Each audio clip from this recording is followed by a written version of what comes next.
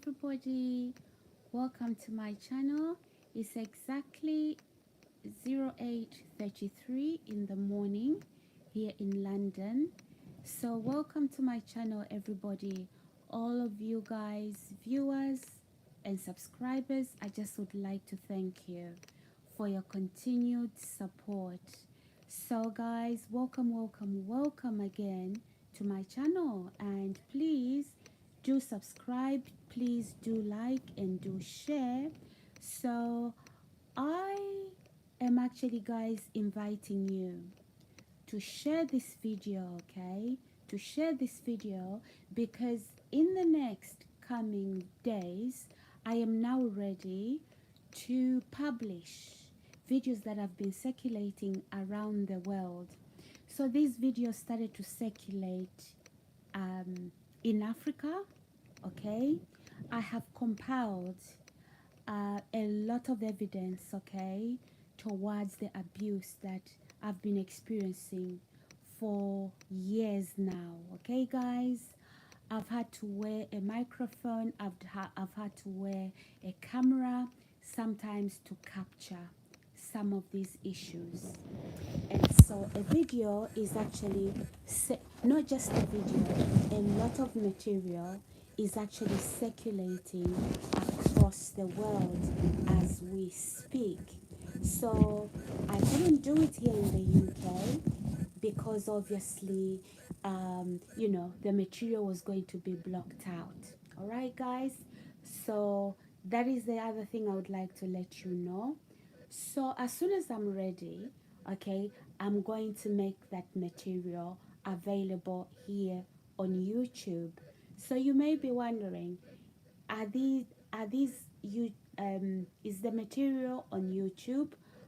I'm not yet ready to talk about that, okay? But obviously things have to come out in the open now.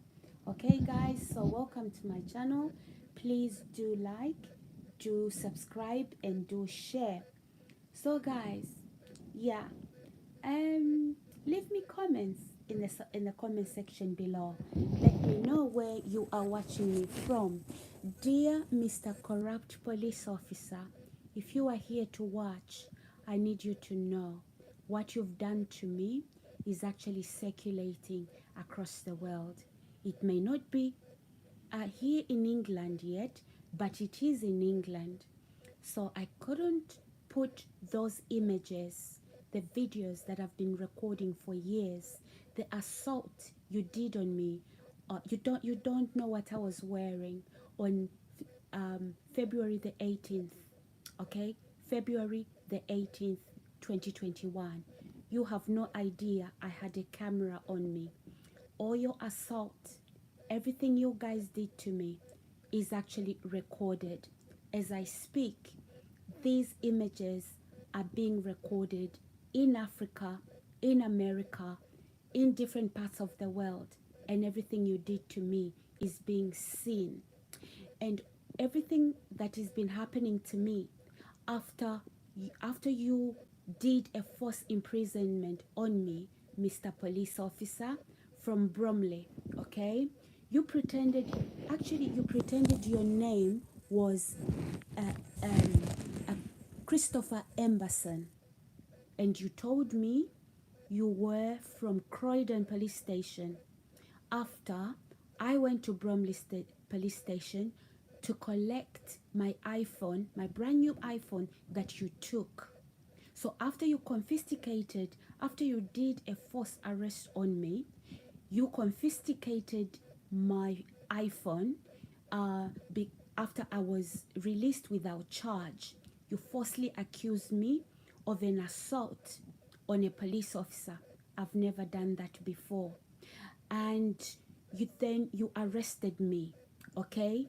The police officers who arrested me, they are, guys, everybody was watching, okay?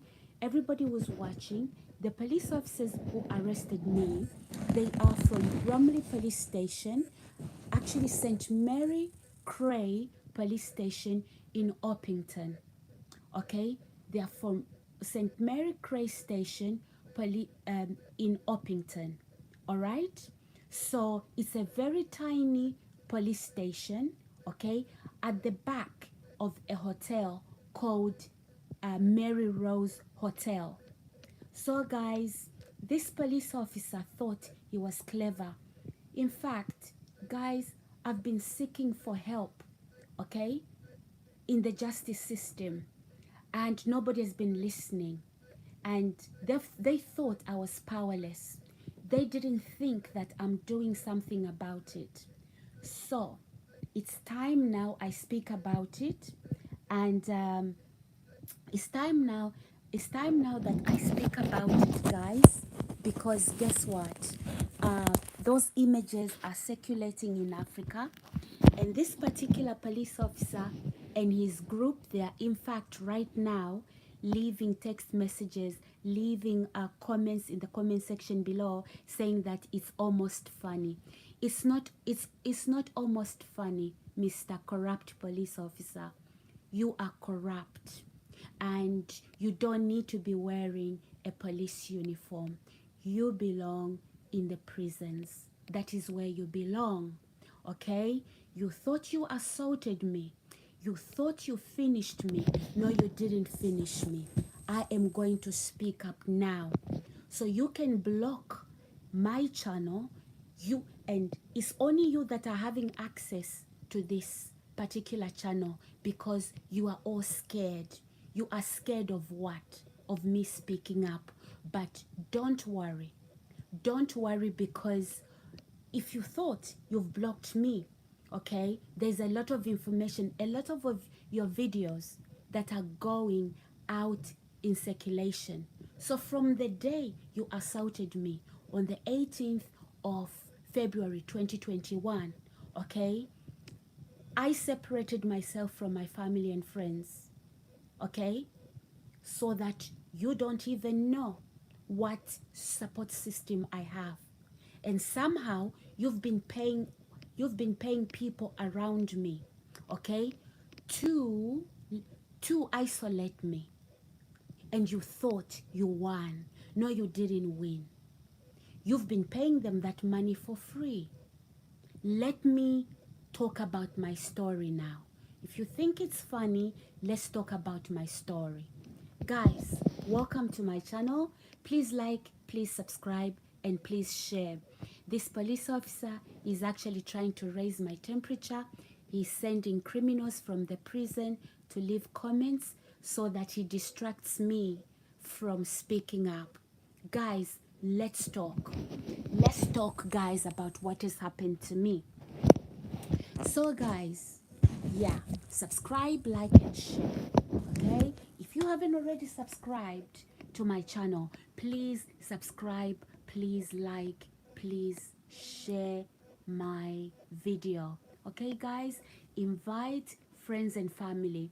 This channel is not meant for witches in cults, okay? I am not your sacrifice, as you've been planning. You've been sending people from the prisons, okay, to commit murder. And they've told me that you've sent them, okay? They've told me that you've sent them. Somehow, I am a police cult, and other cultists in these governmental agencies, okay, are the ones putting a hit on my life. Since when? Am I your family member over my dead body? And I can assure you that you are going to sacrifice your own lives. Okay? Welcome, guys, to my channel. It's dark out there, okay? But we are not scared to speak up about occultists. We thought you were clever and intelligent and educated from the universities. You are in the developed society, and yet you believe in capturing human beings, okay, torturing them, blood sacrificing human beings and animals, animal cruelty as well. Not me. I'm not going to be your sacrifice. Guys, welcome to my channel. So you can come over here, right?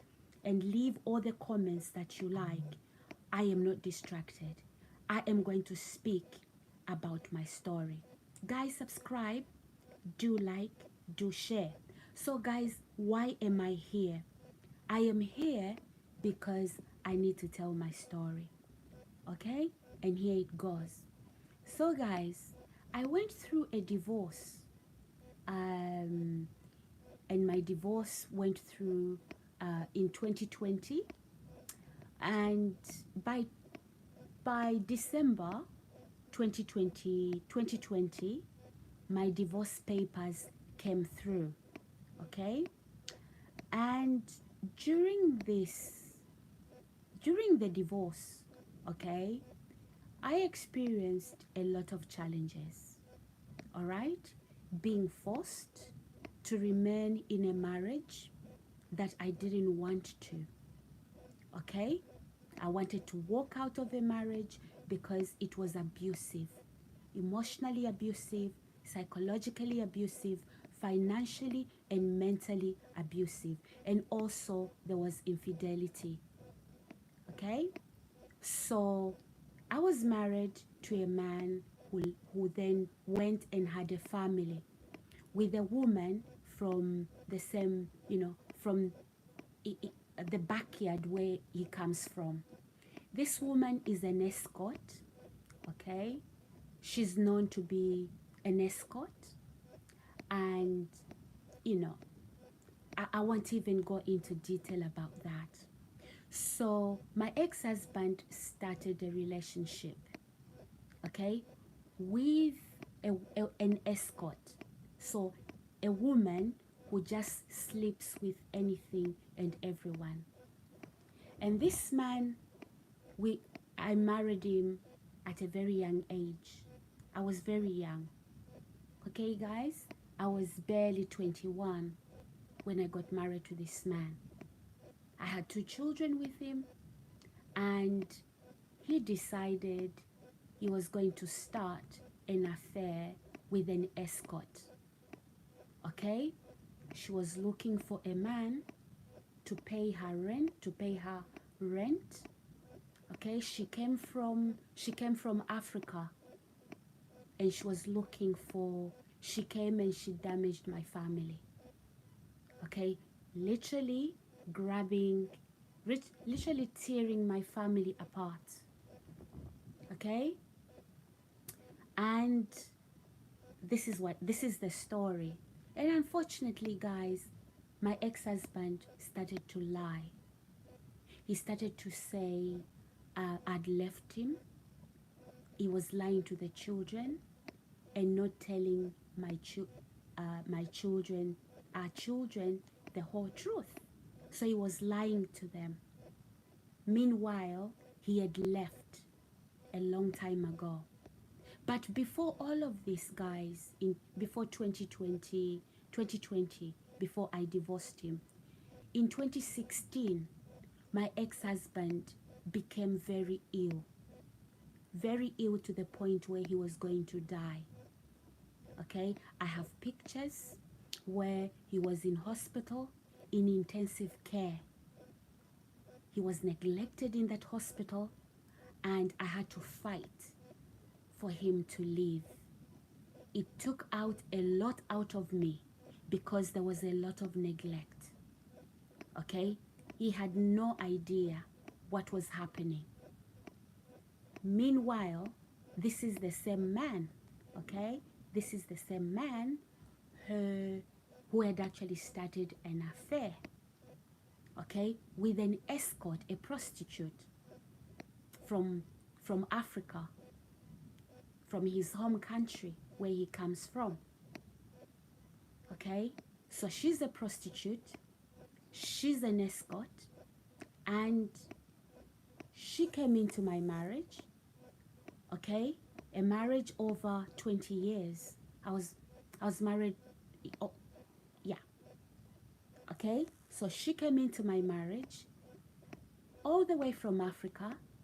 She thought she won a lottery ticket, looking for. She didn't saw anything into my marriage. I put everything into that marriage. Okay, my youth. Okay, everything I had, I sacrificed to raise our children, and everything that we did, it was for our family. So she came into my marriage, okay, and tore my family apart. Yeah, and this is what happened. And after my divorce, okay, so after this happened, my ex-husband, my ex-husband's behavior became highly toxic, okay, just to hide the infidelities. His behavior became highly toxic, okay, just to hide his behavior. He started smear campaign against my name, okay. He would tell friends about bad things about me because he had started an affair. So he was smear campaign, telling people how bad I was. Because why? He had started an affair and he didn't know how he was going to explain himself. And so for some of you, you might be wondering why a man would do that. Let me explain. So guys, he was a Christian and I'm a Christian. So, he didn't know how he was going to face the church. He didn't know how he was going to face the Christian community. Okay? He didn't know how he was going to do that. So he started to smear campaign. He started to tell a lot of lies. Okay, guys? And after he started to tell these lies, okay, people started to look at me very strangely, okay, because of these smear campaigns. And I remember when I filed for the divorce, he was asking me to provide him with my solicitor's contact details. You know why he was doing that? He wanted to tell my solicitors, he wanted to bribe them basically. He wanted to bribe my solicitors and stop them from continuing with the divorce. He wanted to pretend that the reason why I filed for the divorce was because something had gone mentally wrong with me. Here is why, guys. This guy thought he was the only man in the world, and he thought he could do what he wanted, and I would be there waiting for him. Okay? He never saw me leaving him. Okay? So he wanted me to take in the abuse, okay, and not do anything about it. But when I stood up and did something about the abuse, he couldn't believe it. Even up to today, he can't believe it. Okay? He is actively watching me. Okay? He is actively watching me. Even on social media, he has not moved on. Guys, he has not moved on. He still follows me on social media. Okay? And when I'm quiet, when I don't get in contact with my children, he starts up a story, and I'm going to explain how, okay, so that he can get my attention. So, as I was saying, guys, I divorced my ex-husband, and at first, he was quite happy for me to move on. But unfortunately, after I moved on, he found out that the woman you know, he was cheating with. She was an escort. Yeah, guys, a prostitute. You know, she's been with so many men. And the way that she survived is by all these men giving her money so she can pay rent per month. And he was just one of those men. Can you imagine, guys? You've married, you've married a wife from your youth, okay? And then you go, and you've been married for a long time, and you have a family, you have children, you have a decent family. And then you go after a prostitute, right? That's actually has no career, okay? A prostitute who is paying her bills by having multiple boyfriends, okay? So maybe once a day, okay, there's 2, 3 men that are coming to spend time with her, and they each don't know each other. That is how this woman survived, okay? And my ex-husband, he was one of those men who thought he was the only man, okay? So this is how my ex-husband took our marriage, and he picked up a harlot, okay? And so I had to file for the divorce, guys, because obviously I wasn't going to take that. I filed for the divorce, and initially my ex-husband didn't think that I was going to file for the divorce. He actually thought it was a joke, like he's typing over here right now. Because guess what? He doesn't sleep. He doesn't rest.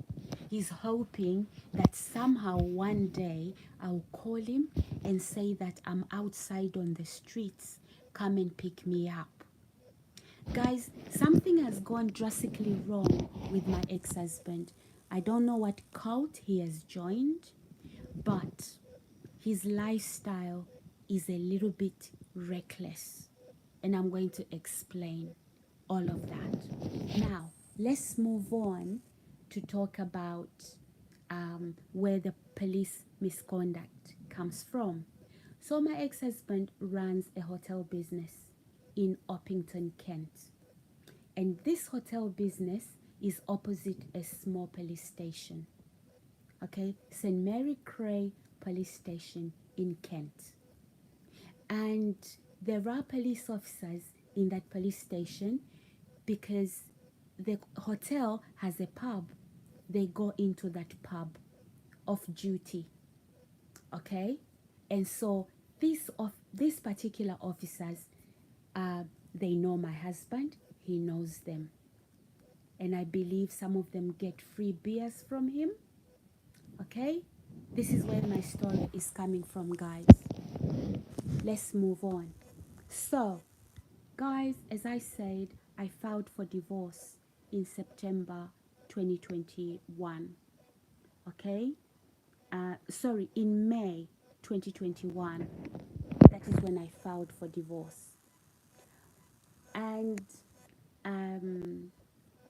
the divorce papers, the divorce wasn't concluded until December 2020, just before Christmas. Okay? So, I remember in February, okay, I met the landlord, and I was actually jogging, I was actually running, and the landlord says to me, Sarah, do you know that your ex-husband had put in, your husband, you guys, you are moving by end of February? And I was a little bit surprised, guys, by this question, because it seems like he knew more than I did, because obviously the landlord was asking me if I knew that my ex-husband had put in notice, okay, without letting me know, right? So I say to the landlord, no, I didn't know he had put in notice. And I said, okay, in that case, actually, in that case, um, I'm not moving out with my ex-husband. I'm moving out on my own. And so I am having to wait until I'm rehoused. Okay? I was waiting on the council. Okay? I was waiting on the council to actually rehouse me. And so what happened was, yeah, um, I said to the landlord I was jogging so I could go and see him later on.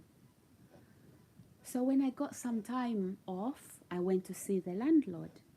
All right? I went to see the landlord. And whilst I was talking to the landlord, all right, telling him that basically I wasn't going to move out with my ex-husband. I was going to, because we were now divorced. He said, okay, Sarah, let me ring your husband. Then I said, okay, fine. You can call him. And he rang him. He put him on speaker. So what happened? You know, during that time, guys, it was we had lockdowns, right? And it was COVID. So when I arrived at the landlord's house, I parked my car outside, okay, on the main road. And, you know, I just stood on the door. I refused to go in because, you know, the social distancing. So the landlord, I was talking to his wife. We stood on the door. The husband went on the phone and put my ex-husband on speaker. And, you know, the landlord, my previous landlord said to my ex-husband, your wife is here. Can you come so we can talk about this? Because she says that she's not moving out end of February. And even though you guys are now divorced and she's told us you are divorced and you put in notice, but your wife isn't moving out. So I heard my ex-husband say, is she there now? And the landlord said yes. He says, okay, let me call the police. Okay? There was no need to call the police because even when I was talking to the landlord, I was simply telling the landlord, I am not moving out of that accommodation to move on the date that my ex-husband was moving out. And because I was also on the lease agreement. But guess what my ex-husband did? He removed me from the lease agreement, okay? That was illegal for starters. And so, yeah, guys, what then happened was, you know, so when I heard him say this, I said to the landlord, okay, that is all I came to tell you. I'm not moving out of this accommodation until I'm actually talking to the council. They've told me to stay put. So I'm not moving out on the 28th of February. This was on the 18th of February when I was talking to the landlord because I'd met him days earlier when he informed me that my ex-husband had put in notice for end of February. So I went to see him because I was jogging when I met him. I couldn't explain, so I said I would see him at that time. So anyhow, guys, I then left the landlord. I got into my car and I drove to go and see my ex-husband. So whilst I was driving to go and see my ex-husband, I saw a police van, okay, coming this direction. Because remember, my ex-husband had said he was going to call the police. And even the landlord said, I've got the recorded message. I'm going to put it on social media, guys. In fact, it's already on social media, okay? And I'm going to be putting that, I'm going to be connecting that to my account. So this particular social media is not receiving all the attention, not because people don't want to connect to my social media. The same police officer is controlling my visibility. But don't you worry, all of that, the truth will be seen, okay, with the visibility that is actually taking place with the content that I started producing a long time ago, okay? Not under my name, and I'm not doing it on these hacked gadgets, because that visibility would have been blocked. And this police officer, to hide his crime, because he recruited other officers from Surrey Police in Staines, from other police forces, okay?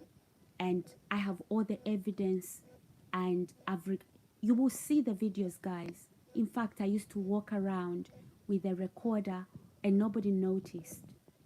Okay, that's another story on its own. You will be able to judge what has been going on, because I don't even want, I'm not even going to go onto the social media on these gadgets, because I'm hacked. Then they will know and do something about it. So I had to plan ahead. Okay? So guys, let me now, I digress. Let me continue talking about my story. So, Mr. Yet 97A. Okay, you think it's funny? We will see how funny it is, right? We will see how funny it is when all the information that has been circulating is connected to this channel. It is going to connect soon. So keep laughing, okay? Every dog has its day. Good luck and keep laughing. You know, laughter is medicine, okay? So keep laughing. Okay, good luck. So guys, I digress. So as I said, I started to drive towards my ex-husband's business near the police station. Okay, the police station is just across the hotel, and so I knew that that police van was coming towards me because my ex-husband had called the police. Now the police that my ex-husband had called, it's not emergency 999. It took a personal mobile phone number from a police officer to call the police officer whom he gives free beers on his free duty, okay, and told him to come and assault me. Guys, I don't know what cult my ex-husband joined. He's an African man. Whatever cult he joined, where they sacrifice members of the family, okay? I am not going to be that. And I'm going to speak up, guys, because my life here is at risk. I'm being abused by these cult members from these agencies, okay, through my ex-husband. Let's talk about it, guys. Subscribe, like, and share. He would like people to believe I lost my mind. No, I didn't lose my mind. Okay? No, I didn't lose my mind. And I have videos where he's involved in sex orgies. Okay? He accidentally dials my number. Okay? And I'm listening to what he's doing and I record it. Okay? I gave him a short clip of that. And it's not really, I didn't give him really all the content. And I have all that evidence. But I'm not that immoral to throw it online. Okay? But I couldn't keep it on my gadgets because I know my gadgets are, I don't have privacy. I do not have privacy even in my accommodation, even on my phone, as I speak the same cultists of so-called police officers and some governmental agencies that have been recruited to deny me housing, to harass me, to abuse me, to accuse me of illnesses and crimes that I do not know. They watch me 24/7. They've been trying to figure out, do I have a family? What if they unjustly arrested me or unjustly put me in a hospital without an illness? If they unjustly put me in prison without a crime, would they be caught? Who do I have on my side? Guys, listen, I'm in the UK, so don't you worry, guys. The only people on this channel right now are those police officers and occultists. They will laugh, they will pretend you are crazy, they will pretend it's funny. No, it's not funny. You are nervous. You are shaking in your boots. You never thought I'd speak up. Come back and tell me it's funny. It's not funny. You are scared. Okay? Because if it was funny, you wouldn't come on this channel and leave that message. Guess what? You'd simply scroll and walk away. But the fact that you would even stand there and type, it shows that you want to listen. Is she going to be clear today?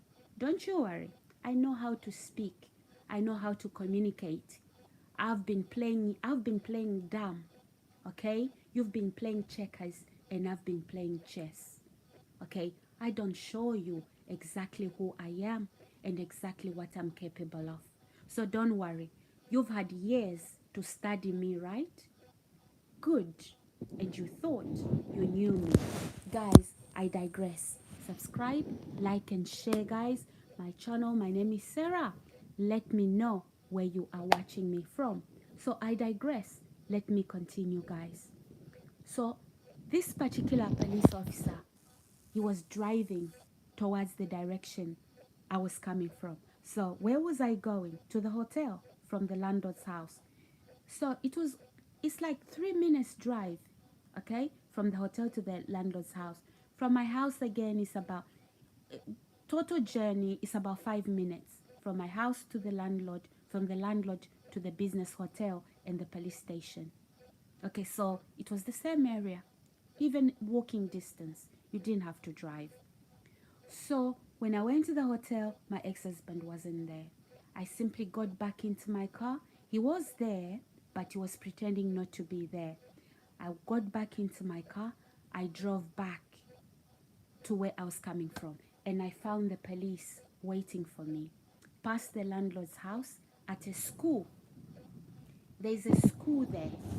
The road is called Seven Oaks Way, and that school was shut, okay, because it was during COVID lockdowns and the children were on, in lockdown. So I then stopped and I spoke to the police. I said, oh, I wasn't running away from them. I was simply talking to the landlord.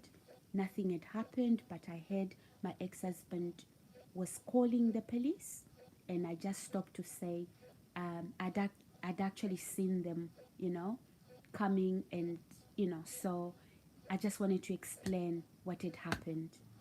So whilst I was explaining myself to the police, okay, the police officer that my ex-husband phoned, he phoned him on his mobile, not on 999, on an emergency number, okay?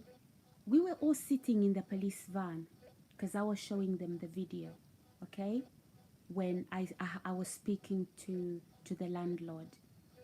So before the video was finished playing, this particular police officer that my ex-husband rang on a mobile phone, he grabbed me. In fact, he touched me inappropriately. He touched my breast. Yes. And then he grabbed my hand and then he assaulted me. I was shocked because all these other police officers were watching the video. And I said, look, this is what's happening. Guys, I don't know what cult my ex-husband joined, okay?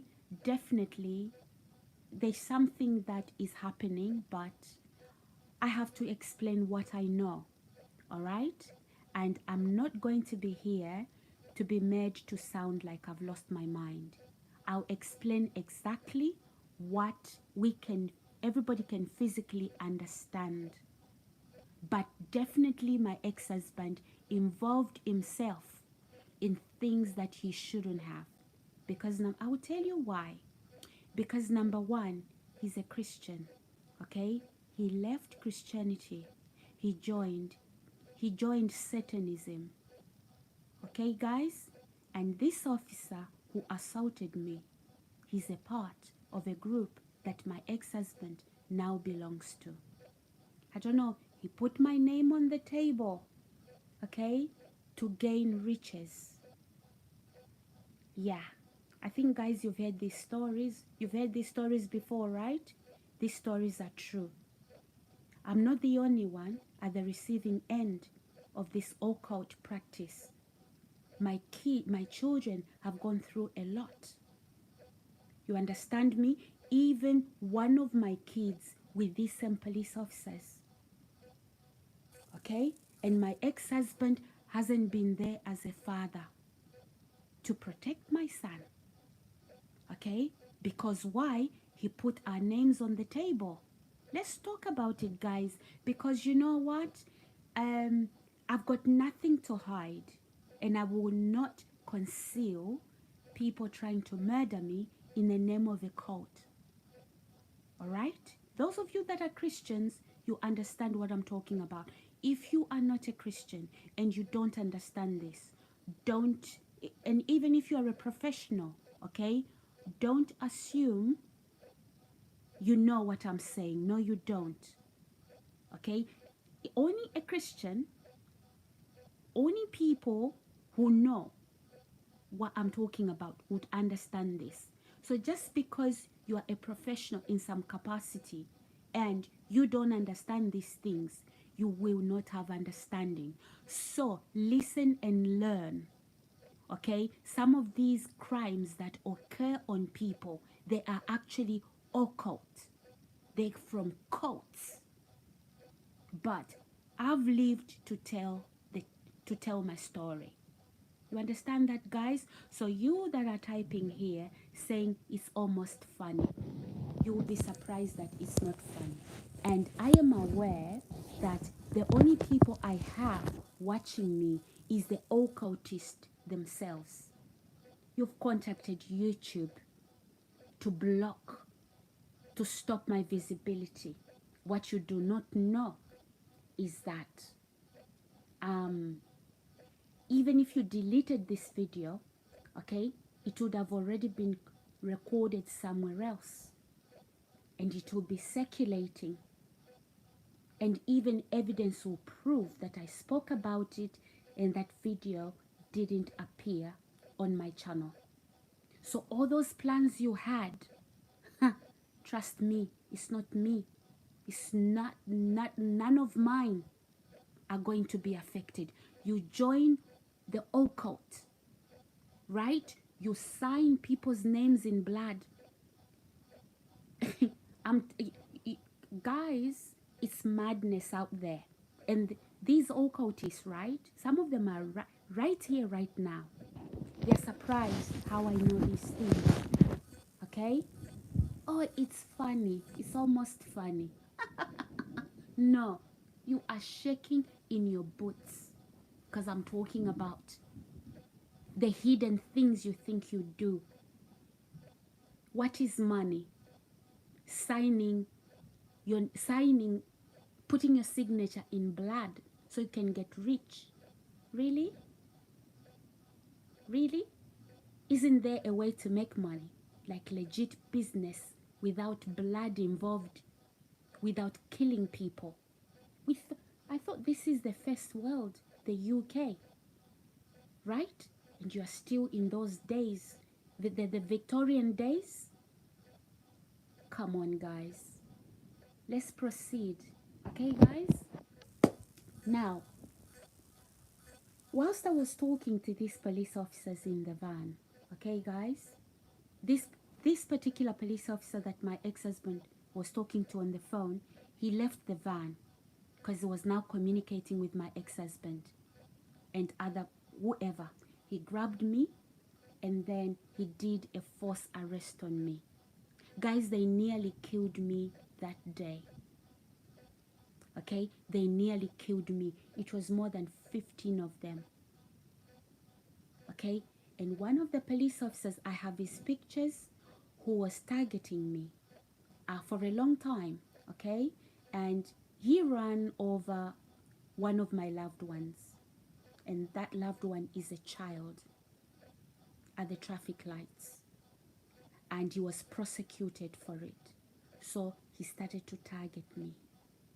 Okay, he came after I was arrested. No crimes, never been arrested before. My name is Squeaky Clean. And he says, yeah, today let's finish her. Guys, there were passerby, people who knew me. They hid and they started to film everything that these police officers were doing to me. They started to film it. All right? And I could see them. I knew them.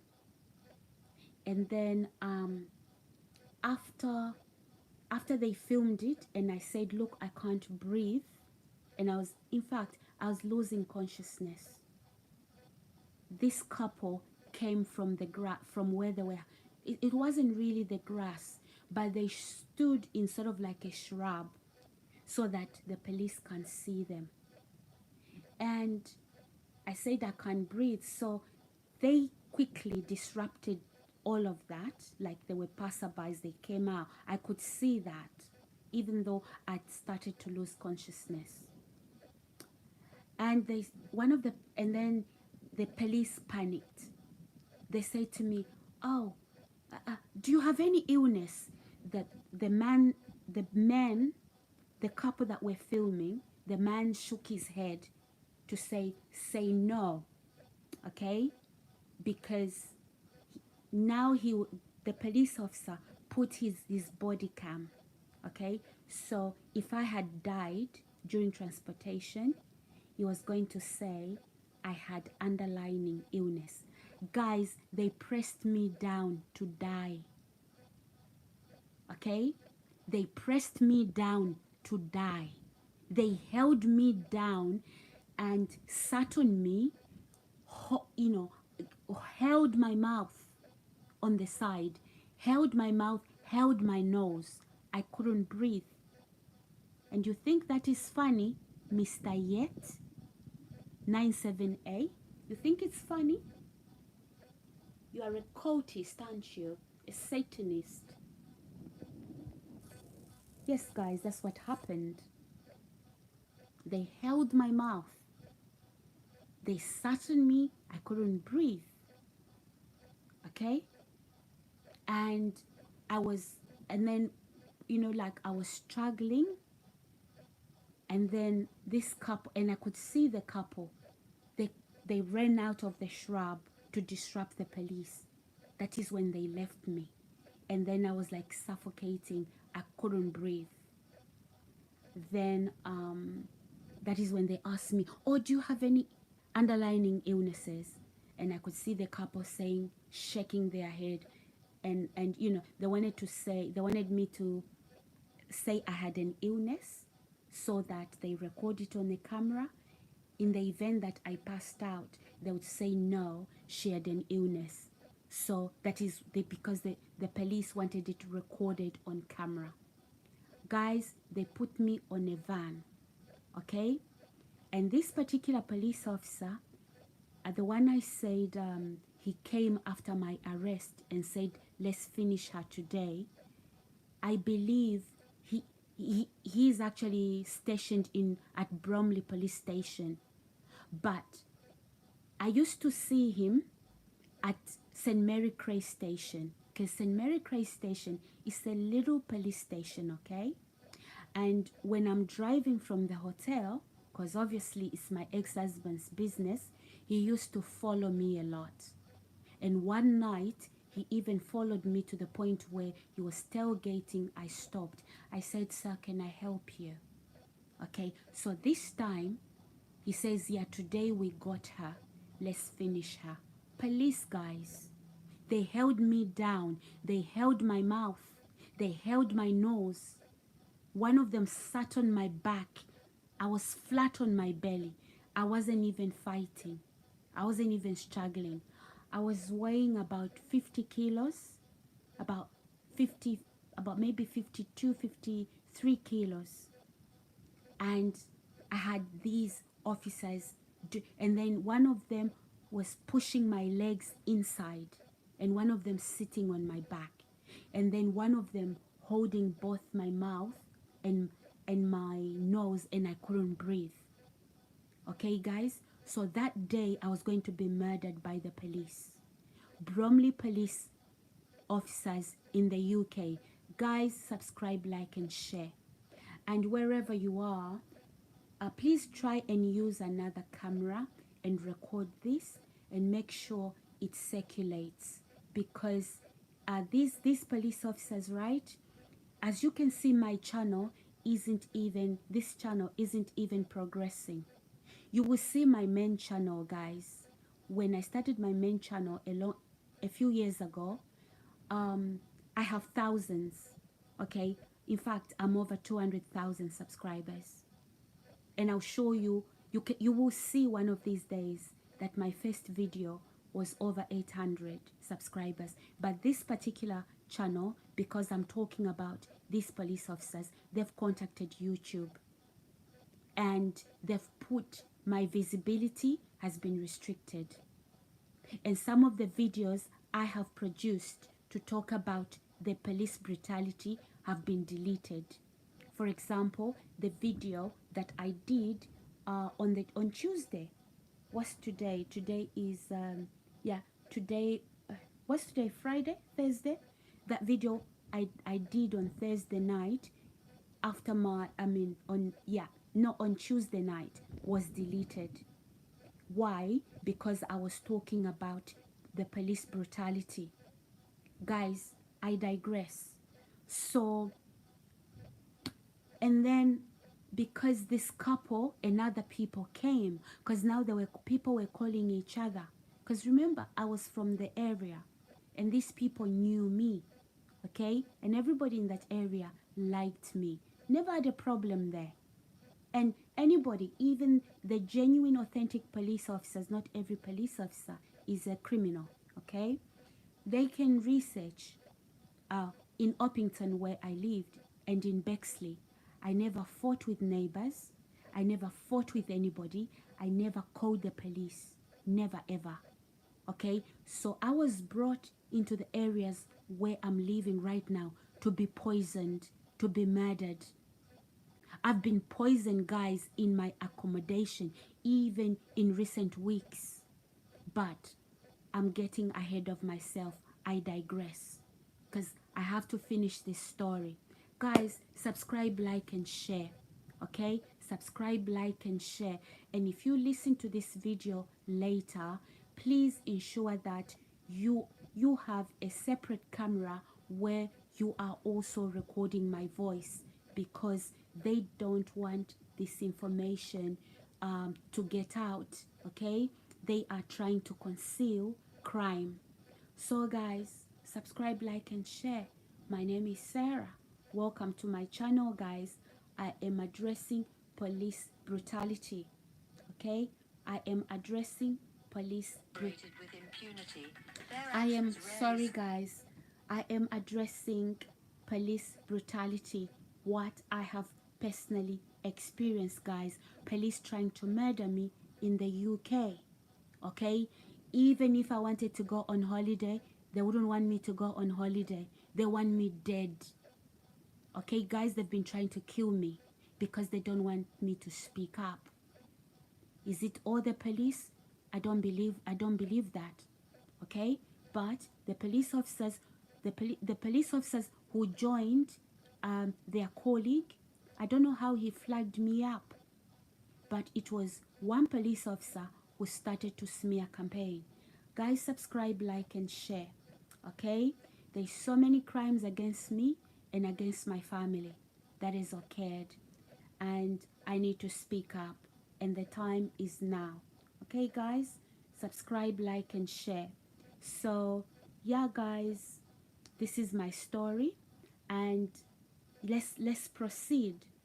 So that day, guys, on the 18th of February 2021, when these officers assaulted me, I wasn't driven to Orpington Police Station. Orpington Police Station in St. Mary Cray was actually 2 minutes drive. They drove me to Bromley Police Station, which is about 20 minutes, about 15-20 minutes drive. I was put at the back of a police van. Guys, this police officer, he assaulted me in that van, and I will explain how. Guys, he started to speed over humps. I don't even know. He took a direction where there are humps.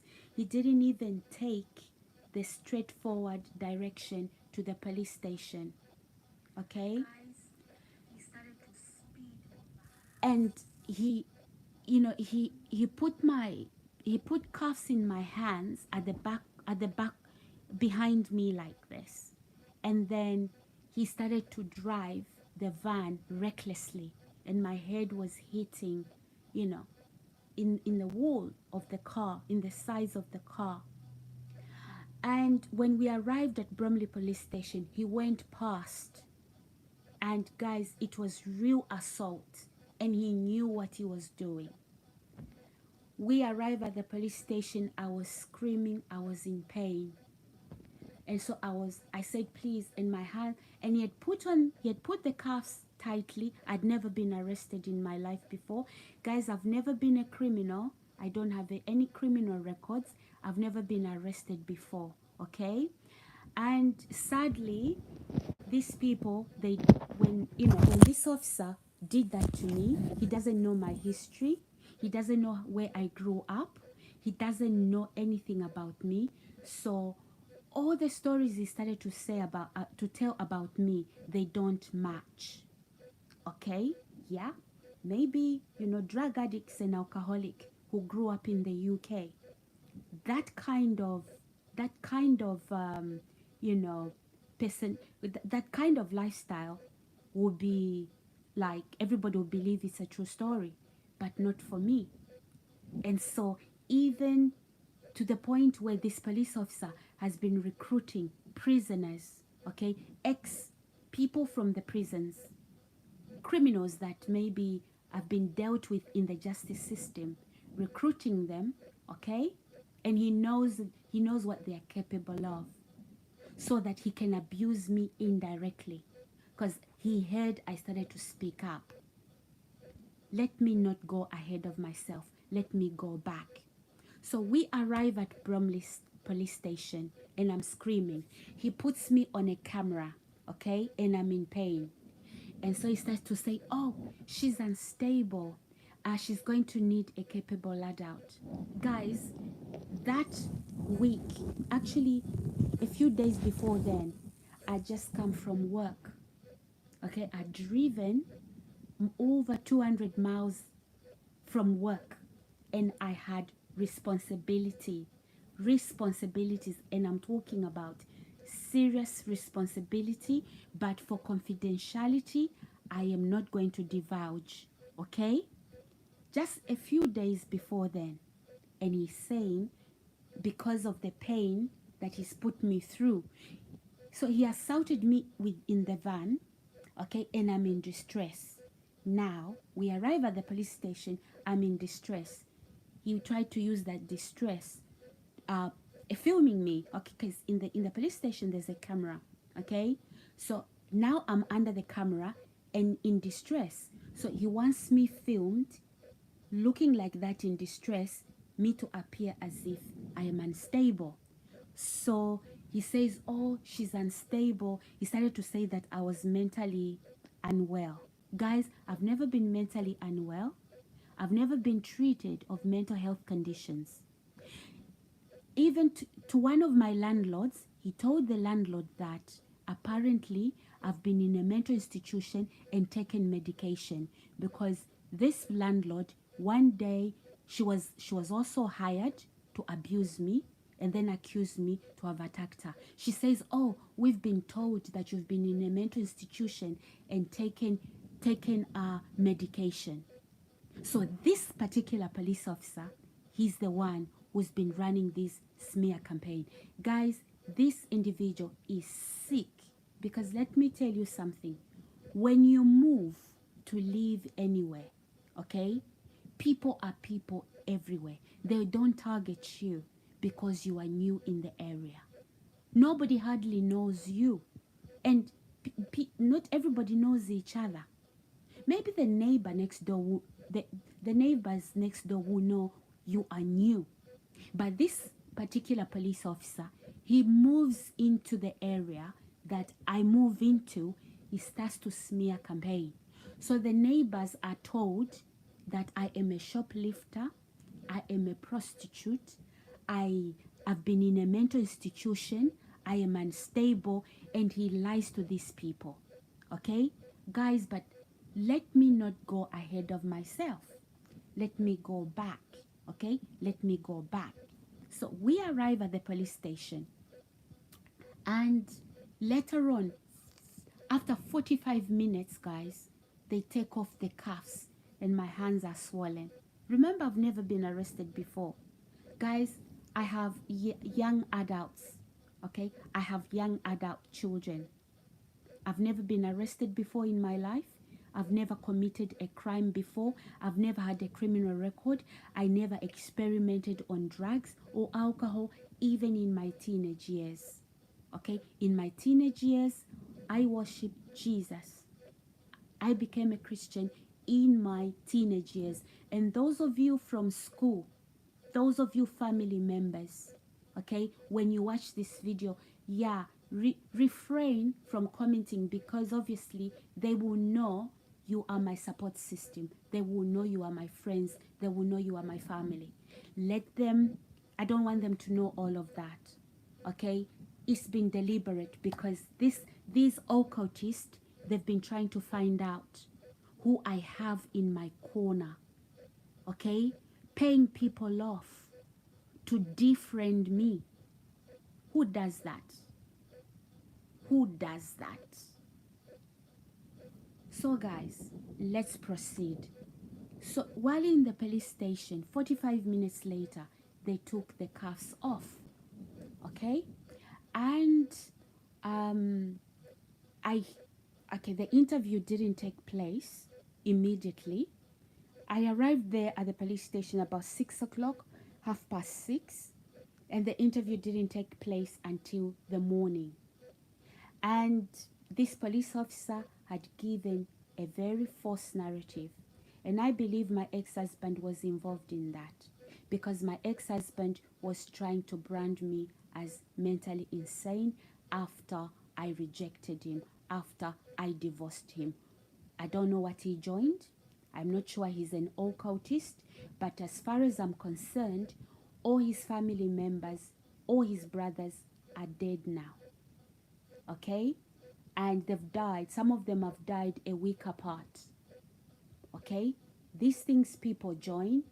I'm not ashamed to talk about this. I'm not. It's either my life, it's either I keep quiet for the fear of what people will think. I've got nothing to be afraid of. Okay? My ex-husband, what he's been doing to me through these police officers, fellow occultists, I will not be silent. Okay? They even go into other governmental agencies, okay? And recruit other fellow occultists to target me. I'm sorry, guys. If you thought that this is a taboo subject, not in the Christendom, it is not a taboo subject, okay? So in the Christendom, we know there are Satanists. We know there are occultists. We know that, okay? So if you're not a Christian and you are not into these dark practices, do not judge what I'm saying by a degree you have in psychology or by a degree you have in medicine. You have to understand the Bible and spiritual warfare, and you have to understand the fact that occultists Satanists do exist, and that they believe in this, in sacrificing animals and human beings. So just because you've got a degree in psychology or you are a medical doctor and you don't know Jesus, you don't know the Bible, you don't know the Word of God, don't use your medical knowledge to try and make a case out of what I'm saying. Okay? So let me proceed, guys. So as I move forward, guys, so I then sat in the interview room. Guys, remember, I've never been arrested before. I do not have crimes, and I've never been treated of any mental health conditions. Okay, in fact, you know, I've been responsible for people who are vulnerable myself. Okay, and so my ex has anyway, my I sit in the interview, and apparently, you know, these were the sort of words that were being used to bring in some, you know, capable adult. And I'm thinking, why would I need that? And this police, so when I sat in the interview, guys, this police officer, he beat his hand.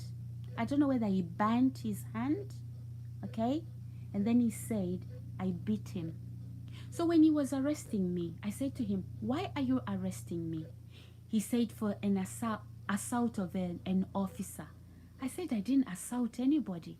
I was talking to you in the van, showing you the video. When did I assault anybody? Why did you not warn me that you were going to arrest me? They simply tumbled me down. They started to suffocate me. They held my mouth. They held my nose. They sat on my back. They pushed my feet in, and I was slowly losing my breath. I couldn't breathe. Right? There you go, guys. This is what happened to me on the 18th of February, 2028, on Seven Oaks Way. Okay? There's a school on Seven Oaks Road, okay, in Orpington. There's a school on that road. That is where it happened. And if there's CCTV on that school, there should be those images on the 18th of February. And there was a BMW, that was my car, that was parked there, which they then damaged. It was in their hands. They damaged it. Let's proceed. I'll keep talking to you guys. So, in the interview, before I was shown the images, I was asked, did you assault a police officer? I said, no. In fact, I needed the police help. I sat in the van to tell the police that basically show them that the conversation I was having with the landlord and how my ex-husband was forcing me to move in with him, okay? Because we're divorced, and you know, I wasn't going to move in with him to the new accommodation because we were now divorced, and I was waiting for the council to rehouse me.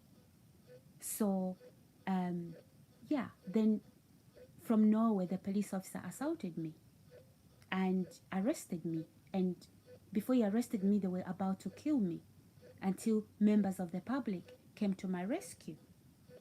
Okay, guys, this particular police officer, guys, he's dangerous because the smear campaigns, even the lies that he has told people in the community, the local community.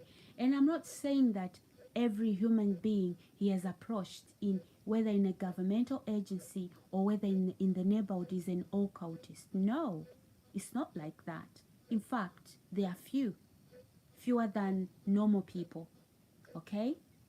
So, but he goes into those organizations and he tells them that I am, you know, I have an illness. He's even gone into my GP surgery and bribed my GP to put diagnoses I've never had Or maybe some crazy woman that he has paid to go and appear before the doctor in my name and talk about symptoms that she has of a crazy person, right? And those notes are left on the system. I don't know how those notes are left on the system, but there's some serious corruption. So guys, I'm here to tell my story. And before I told my story, these officers, these occultists, they wanted me behind bars, or they wanted me in the hospital, or they wanted me dead. There's times when they've been trucks trying to hit into my car, and me escaping. So guys, let's proceed, okay? Let us proceed. So, Mr. Yet 978, what is so funny now? Right? You've got things to hide, right? Things to hide. Again, you don't even have your name there. You don't have a picture there. Why? Because you are a coward. Okay? Because you know you are hiding something. So guys, let's proceed. Let's proceed talking. Okay? Yeah, so Mr. Yet was here. I've just blocked him. Okay, guys? So he's off my live stream now. He's going to come under another ghost account. Subscribe, like, and share, guys. If you are just joining my channel right now, please subscribe, like, and share. So guys, yeah. So during the interview at the police station in Bromley, they asked me, did you do this? Did you assault a police officer? I said, I've never assaulted anybody, and I didn't assault this police officer. They said, we have evidence. I said, okay, let's see the evidence. They brought out the evidence, and the people who sat in that interview, all they saw was the abuse that was carried out on me. They could see that the crazy little man, you know, little man syndrome, a very short little man, okay, a very short little man. You know, little men, right? They feel inferior towards women because they feel little, you know. So yeah, he was little. But did I assault him? No. There were over 15 police officers, and I was talking to them, showing them a video on my phone. Okay? And yeah, we went through the interview, and the videos that were, they showed me a hand. The hand was red and it was gloved. And I'm thinking, what's that? He says, oh, you assaulted the police officer there. I said, well, how? Can you show me the camera? There was nothing. Sorry, can you show me the images of me inflicting that? There was nothing to suggest I did that to him. Okay, guys? So I was discharged. Sorry, I was released, not discharged. I was released without charge. This police officer, after I was released, he held on to my brand new iPhone. On that iPhone, I had my Uber, what do you call it? My Uber app and my emails. Everything was there.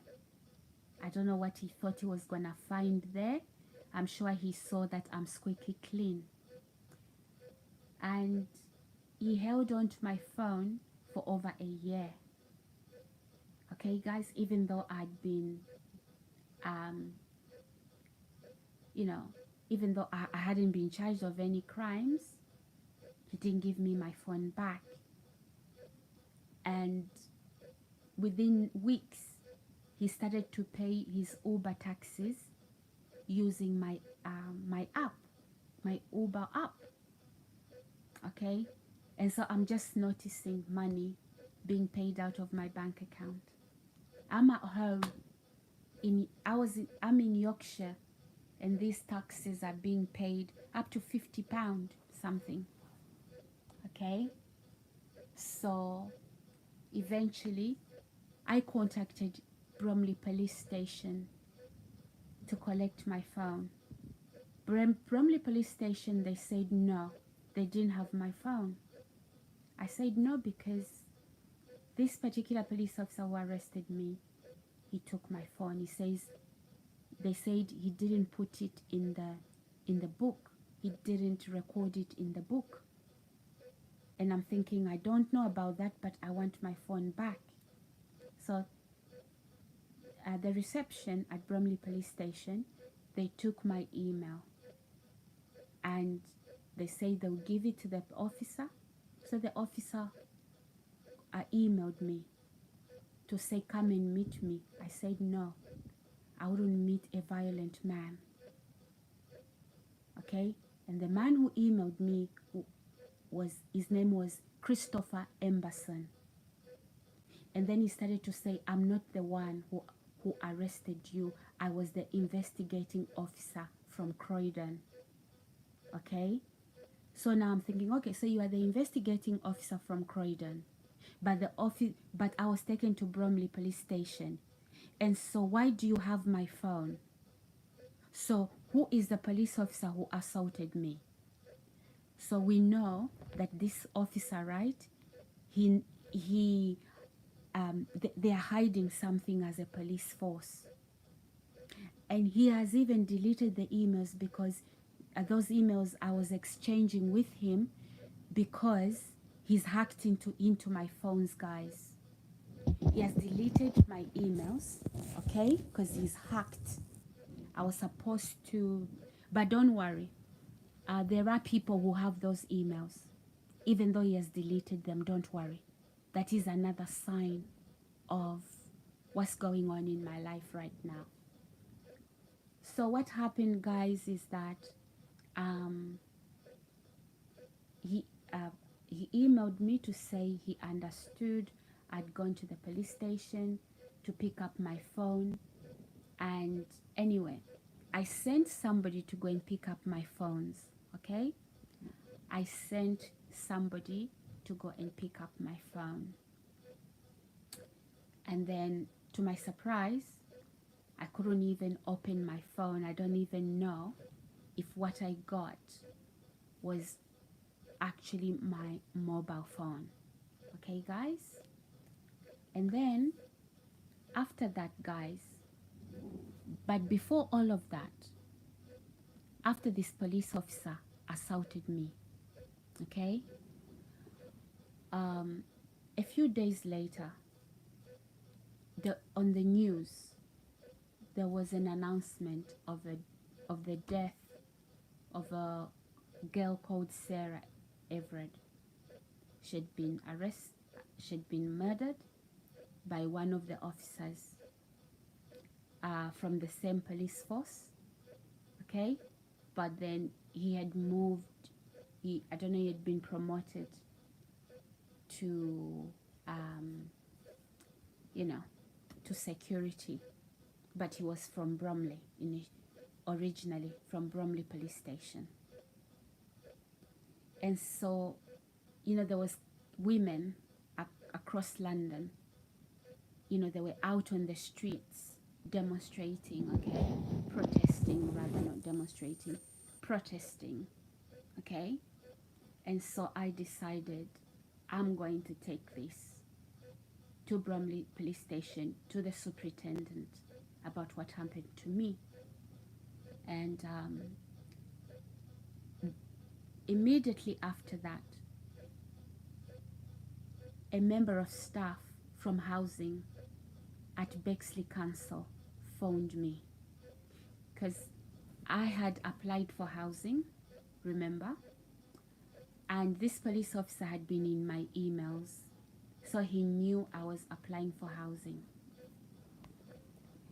He orchestrated me to be shipped to Yorkshire. So if you Google Bexley, okay, Bexley to Condon Grange, Bishop Auckland, that's nearly 400 miles. Okay, so this particular housing officer, she told me to go all the way to Yorkshire and view a house. And I was told to go and view a house in Leeds. So on my way to Leeds, the phone started to ring non-stop.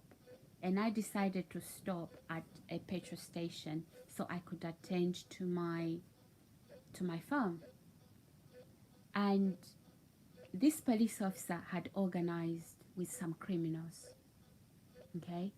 They told me to change direction, not to drive to Leeds, but to drive to Bishop Auckland.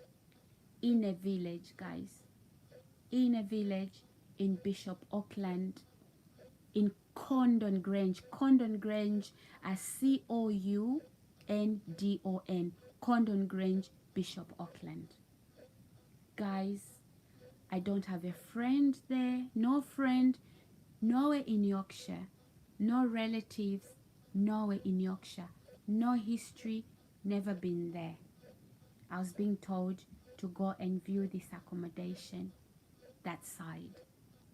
So I said, okay, but I've been told to drive to Leeds.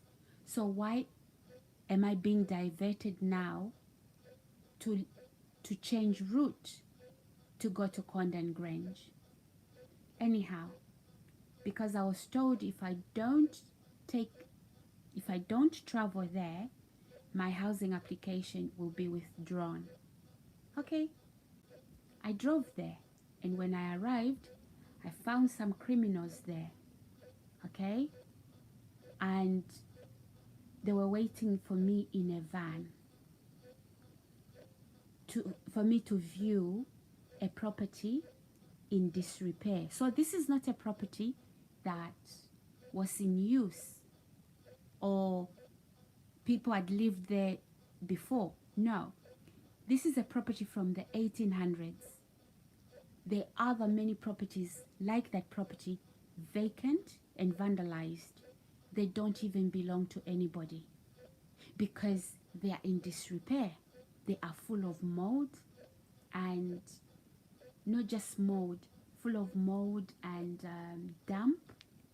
Okay, and so that is the property. It was about 7 o'clock when I arrived. It was in March, and it was getting dark quite so quickly around that time. And so when I entered the house, there was no electricity. So I said because the criminal that came to have me view the accommodation, she said to me, you have to call the electric people to connect the electricity. Then I'm like, okay, there should be electricity in the house, and I should be able then to, put that in my name and change that. So why is there no electricity? So I get in, there's a smell, a foul smell, and I can't see anything because I've driven more than 300 miles, okay, to go and view this property. Okay, guys, and so my battery is very low. I can't use the torch on my phone. So I said to her, do you have a torch? Can I see? No, I don't have a torch. Then I'm thinking, but I've driven from London, okay, and I've run out of battery, so how do I see?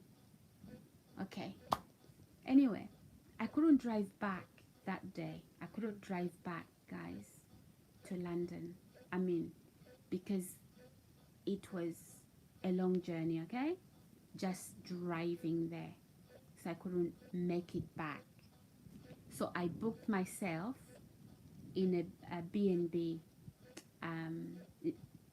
actually in Premier Inn, I think, but Yeah, that is where I booked myself in, and I slept at the hotel, okay, for the night.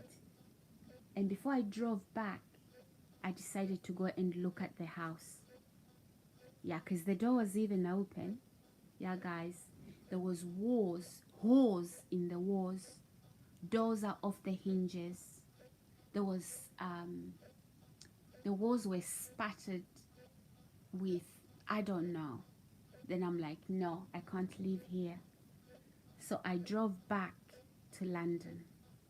And when I arrived in Bexley, I'd found that my ex-husband had removed my bed and put it outside, and he had vandalized it. And I don't know what ritual he performed in the house. He took my clothes, okay? He took my clothes, he put them in the middle of the room, in the living room. He also put rubbish, from the bin. He poured them on my clothes, like wet things, like food, leftovers. I don't know what he was doing in that room, in that house. And so I had no alternative, I had nowhere to go. I rang the housing officer. I said, look, the house is in disrepair. Secondly, I'll be isolated there, and there's no house to move to. And I found my things outside. So what should I do? She says, okay, you have to go and live in that house, Sarah. Okay? So this is something that my ex-husband, the police officer, and the landlord, because the landlord's wife works at the Bexley Council in the accounting department. So guys, yes. And what is the relationship between my ex-husband and this police officer? Okay, because if my ex-husband was abusing me, right, the police officer would have then intervened. But then no, this police officer was a personal friend of my ex-husband. On what basis? Through the occult group. Okay, guys? Yeah, you might be wondering, a police officer in an occult? Yes, guys. But what you must even wonder the more is that my ex-husband, a man who's preached Jesus before, and those of you, my relatives and friends, and even people from school, you've known him as a Christian, right? Okay? He then turned into these dark things. Not just that, okay? He's now a full-time alcoholic. Just go onto his Facebook. Look at his Facebook. Okay, I won't give his Facebook here because there are people that don't know him. Those of you that are my friends, my family, just go on his Facebook and look at what he's doing. A man who once upon preached Jesus, he's now a drunkard. Okay, he's now the one promoting immorality. Okay, so guys, this drives me to the point. Never sell your soul for silver and gold. Because my ex-husband, he's in turmoil, and he would want to point fingers at me because for some reason he thinks that I am hurting, because he knew, between us, we know that he's the one who there was infidelity from his end, not from my end. Okay, so he know, between us we know who's at fault. So he thinks I'm in such pain because he thinks that I loved him so much that the pain is there. I don't know, in his head, guys, I won't even try and explain. He doesn't know how well I moved, I moved on and healed. So he's still holding on to that, and I'm not there, guys. I'm a completely different person. I'm even able to talk to him without any bitterness. Talk to him for what? We have children together. Okay? We have children together. Sometimes it's about the children, right? Okay? Not because I want to get back with him, no. But he's waiting for the day that I'll call him and I say, I'm back. You know, this guy, I don't know where the delusion comes from. He's so stained that he would get with a prostitute, what do you call it? An escort. Okay? He would get on with an escort, but beyond escort. And then thinks he can still have a relationship with me. He knows me very well. So I don't even know how okay, I won't try and describe that. I won't even try and make sense of it. Now, guys, why am I telling you this story? I'm bringing awareness, okay? Because there's something, guys, when you conceal your abuser will gain ground and they'll put you 6 feet under. I am speaking up to bring awareness and also to protect myself. Okay? And if the authorities are going to be watching him, let them watch him. Okay? And this is not out of malice. Okay? I do not love this man. I moved on. I left him. I divorced him. Okay? But it was after the infidelity. So he wanted to be playing happy families with me when he's involved in all this filth. Okay? You see, guys, the love of money leads people into Satanism, into all kinds of things. Just be content where you are. Don't try to outdo anybody or impress anybody. You know, even if it's a woman, okay? If whatever your means, right? That's what you can afford. If that woman can't love you without all those material things, then she's really not for you. The right person will love you, even if you didn't have a job, even if you didn't have a dime to your name, okay? Even if you slept on an empty stomach, okay?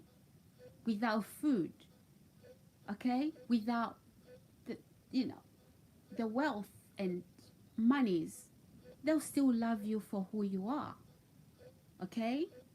So never ever get under pressure. These get rich quick schemes, from rich quick schemes, right? Then people start to venture into occultism, into Satanism.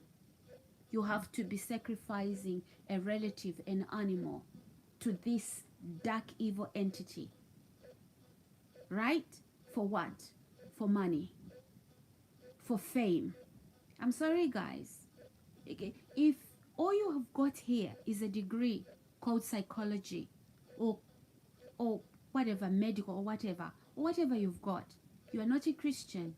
You do not understand spirituality. And when I'm talking about spirituality, I'm not talking about psychics and mediums and, darkness. I'm talking about the Bible, the Word of God. Satanists do exist. And these Satanists, they practice the total opposite of what the Bible says. We as Christians should do. Okay? So yeah. And my ex-husband, he knows the Word of God. He's preached it. Okay?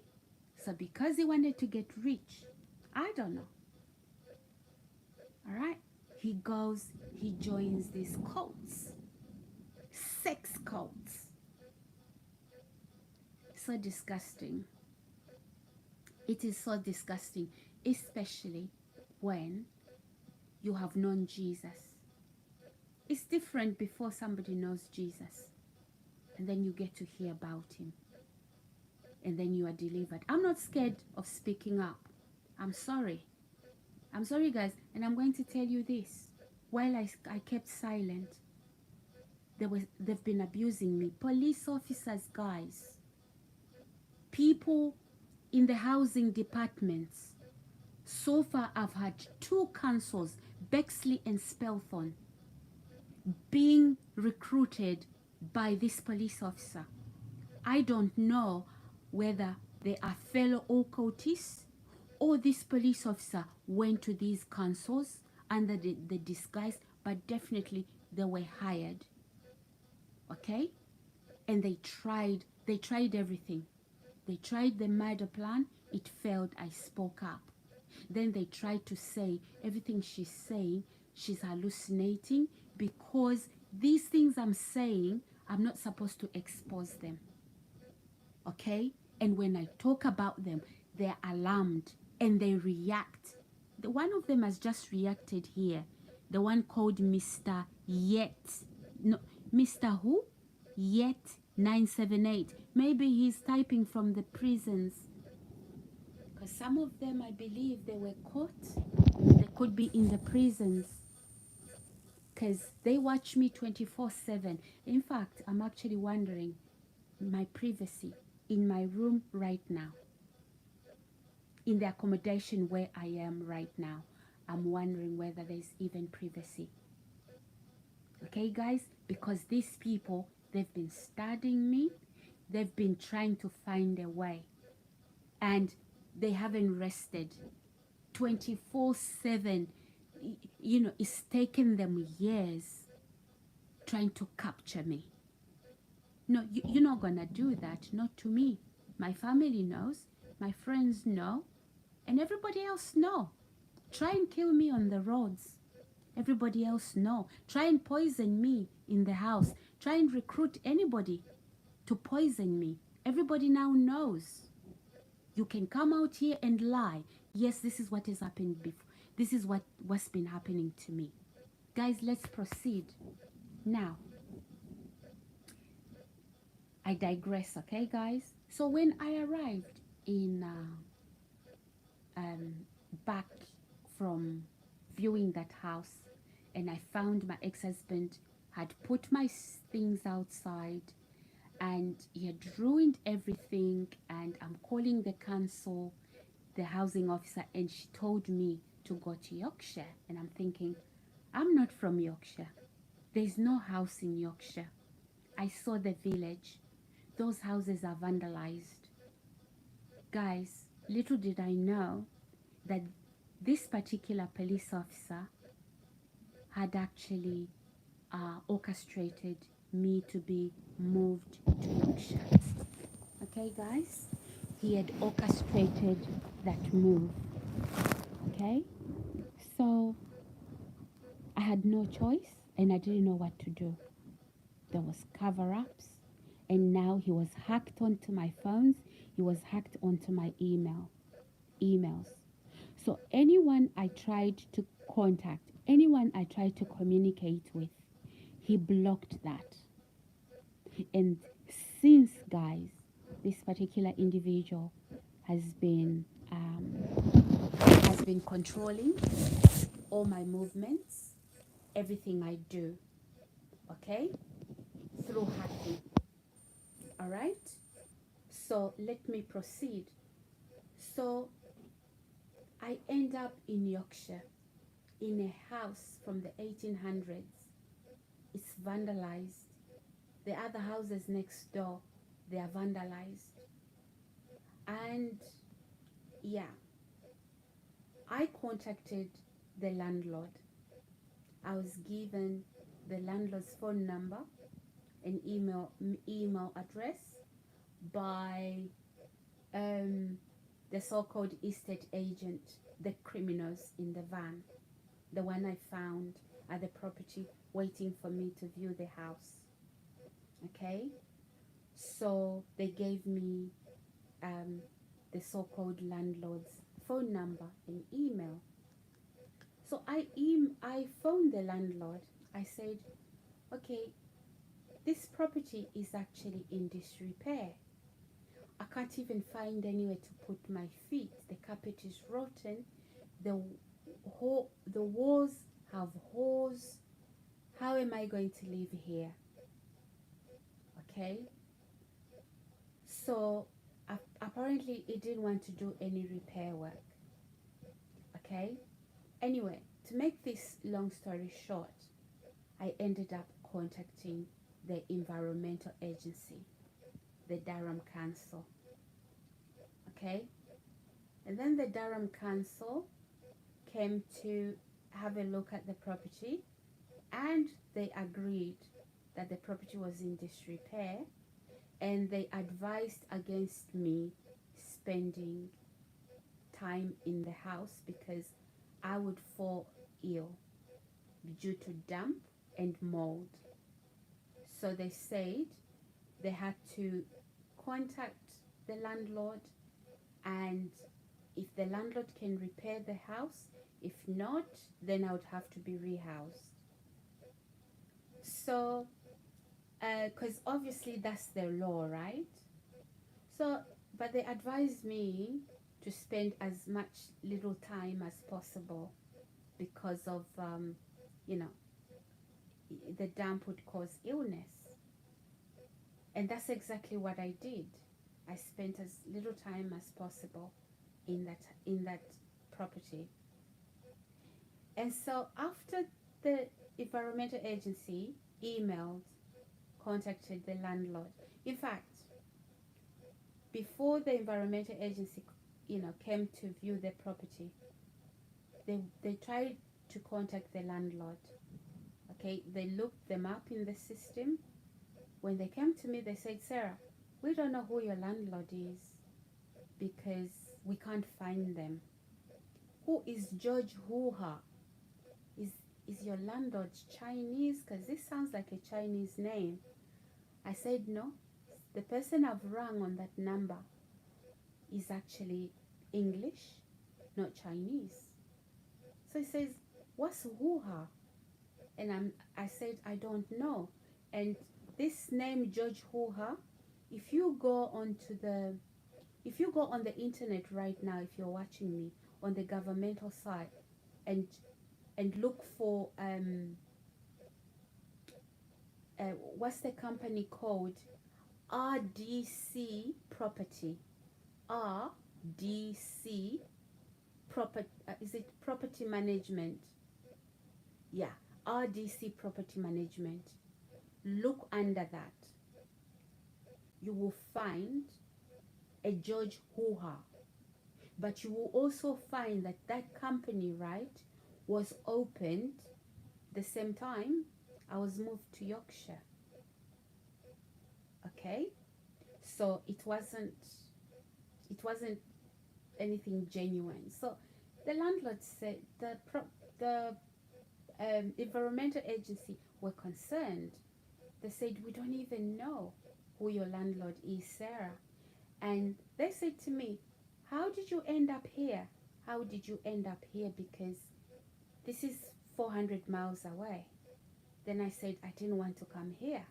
So I told them my story, the same story I've told you guys, my viewers and my subscribers. So then anyhow, the environmental agency took the landlord's email and emailed the landlord. They also copied me into that email. And I've given the authorities that email. They copied me into that email, and basically they detailed not everything that's broken with the house, because even the sewage system was broken, the drainage was blocked, the damp, the mold. I mean, it wasn't a house, it wasn't a property that anybody, not even an animal, should be let into a property like that. So anyhow, um, at the same time, guys, because I didn't intend to move to Yorkshire, I had enrolled to go and study my master's in mental health and adult nursing. Okay, so my university wasn't in Yorkshire; it was here near London, at least. Okay, and I won't be talking about the university because the reason why is because members of staff at the university were also corrupted by this same police officer, just like he's corrupting even members of staff in the governmental agencies that I'm dealing with, such as job center, the housing. Okay, so he's really trying to make my life difficulty very difficult. Okay, and he's using members of staff in these governmental agencies. One of the members of staff he used is actually in Stealth and Council. Okay, she was paid a lot of money and she thought she could rush the process of trying to get me locked up. She found out later. Some people are about to get a rude awakening because I've got somebody right now who's been emboldened. Okay, and maybe this person, I won't be mentioning names, she hasn't been told what happened to a member of staff in Spelthorne Council who was also emboldened, okay, to take drastic steps. So if you are here, you are listening on my channel, because I know you do watch me, okay, and you are blocking real subscribers. I didn't create this channel for you, okay? Just let it be known to you that you are working towards going to prison. Be content with the job you have in that company. And some of you around me that have been bribed, even if you don't have a job or you have a job, just be content with that. Because sooner or later, you don't know who's watching you as you commit those crimes against me. As you communicate between yourselves, you think you are safe. Oh yeah? Until the police get you where they want to get you. Because you know what? If they interrupt your activity, your sentence won't be as long. So, don't even fool yourself. Don't even fool yourself. Okay? You've gotten so used to the fact that you've been abusing me, and so you thought you got away with it.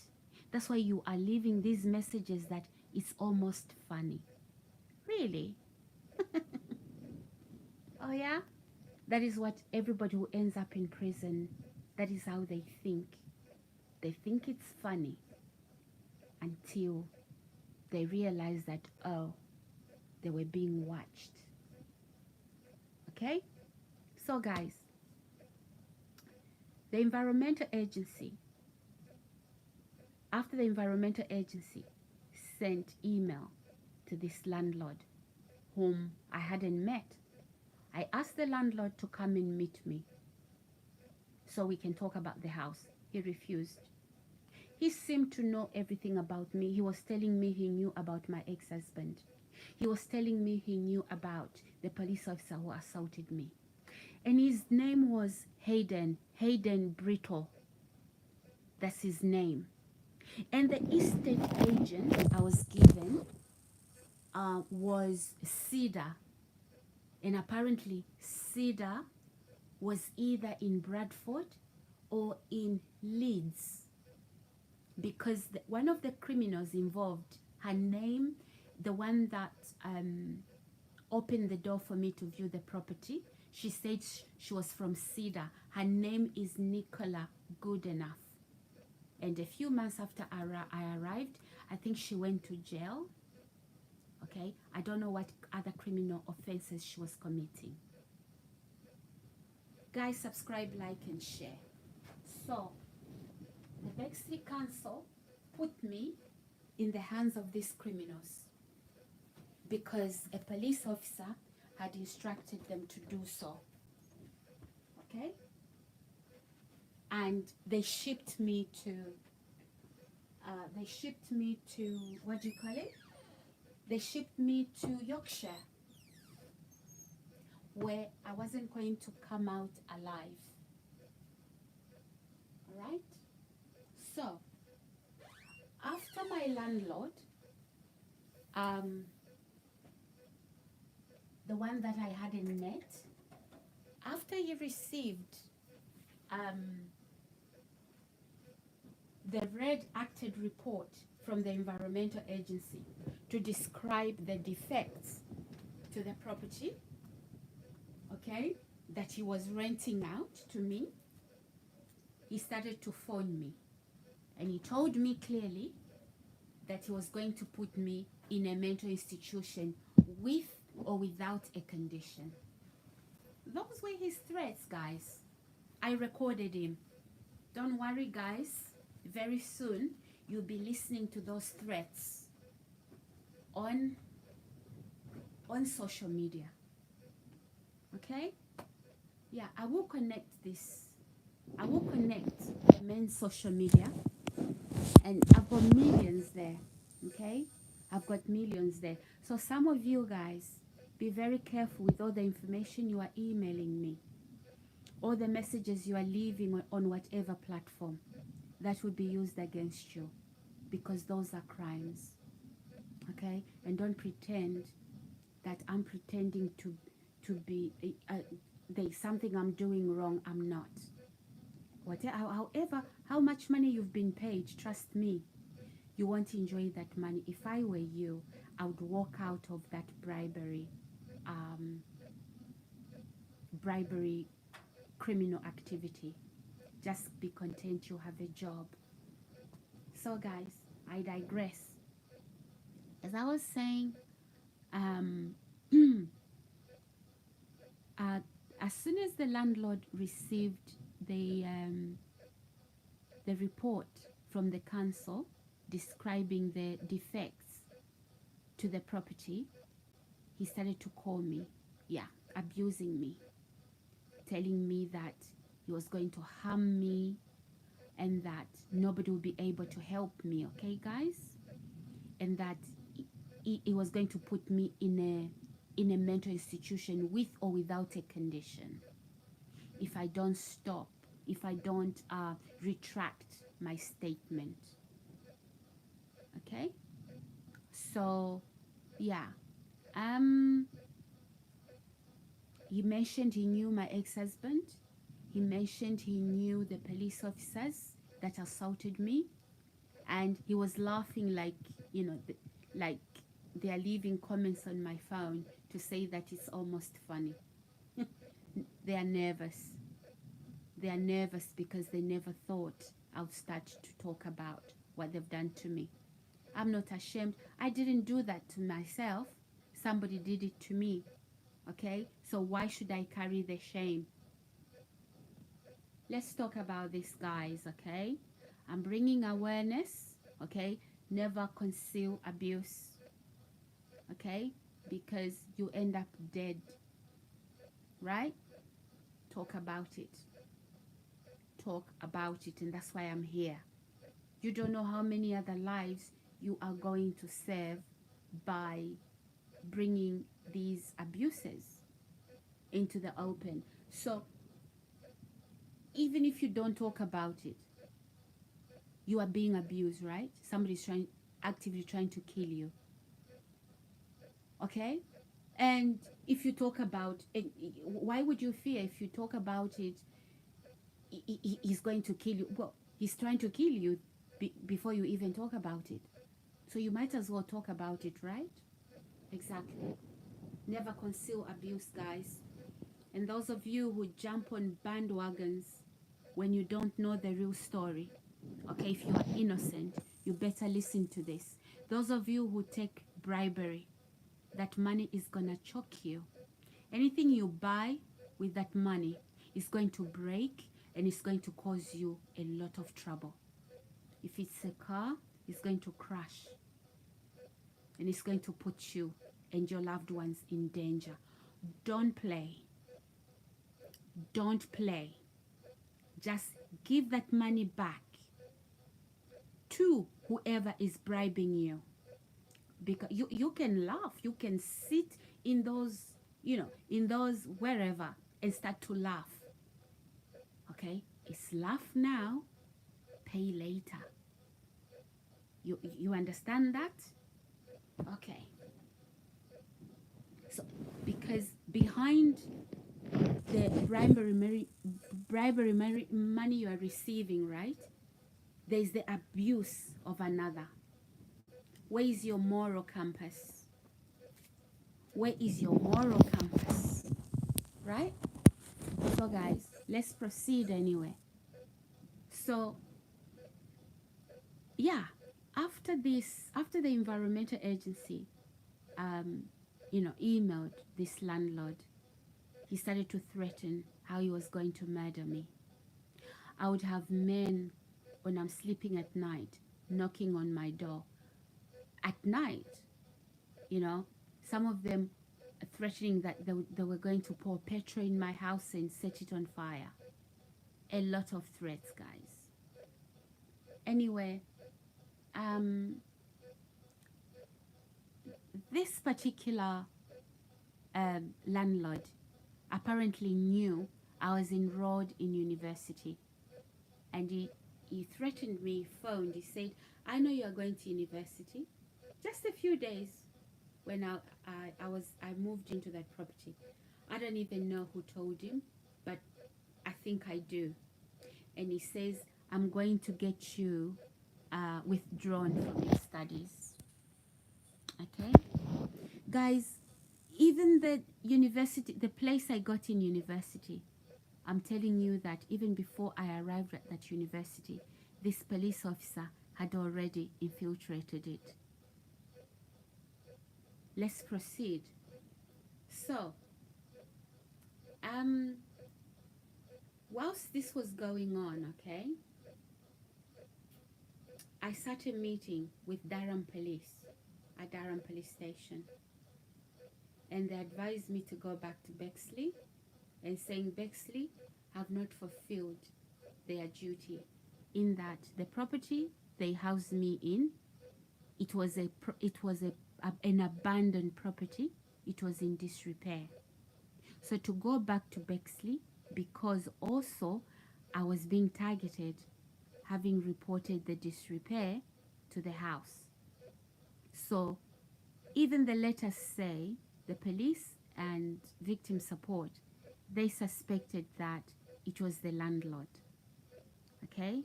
Yeah. And he really haunted me. He really haunted me everywhere, this landlord. Okay? Including when I drive to Yorkshire, he would come with mobs of gangs of cars behind me. Really, I was like, it's as if they bought me. Because, in Yorkshire, in that area, that was a port for slaves, And there's people that side, still very illiterate, would think that black people are slaves. Okay? In this day and age, I promise you, in this day and age where people now have gone to school and they've realized that there's nobody better than the other. Okay? So, yeah. And literally, it was shocking, guys. It was shocking.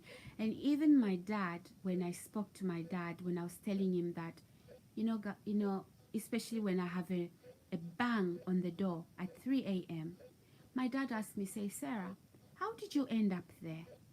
Because he was surprised. Okay?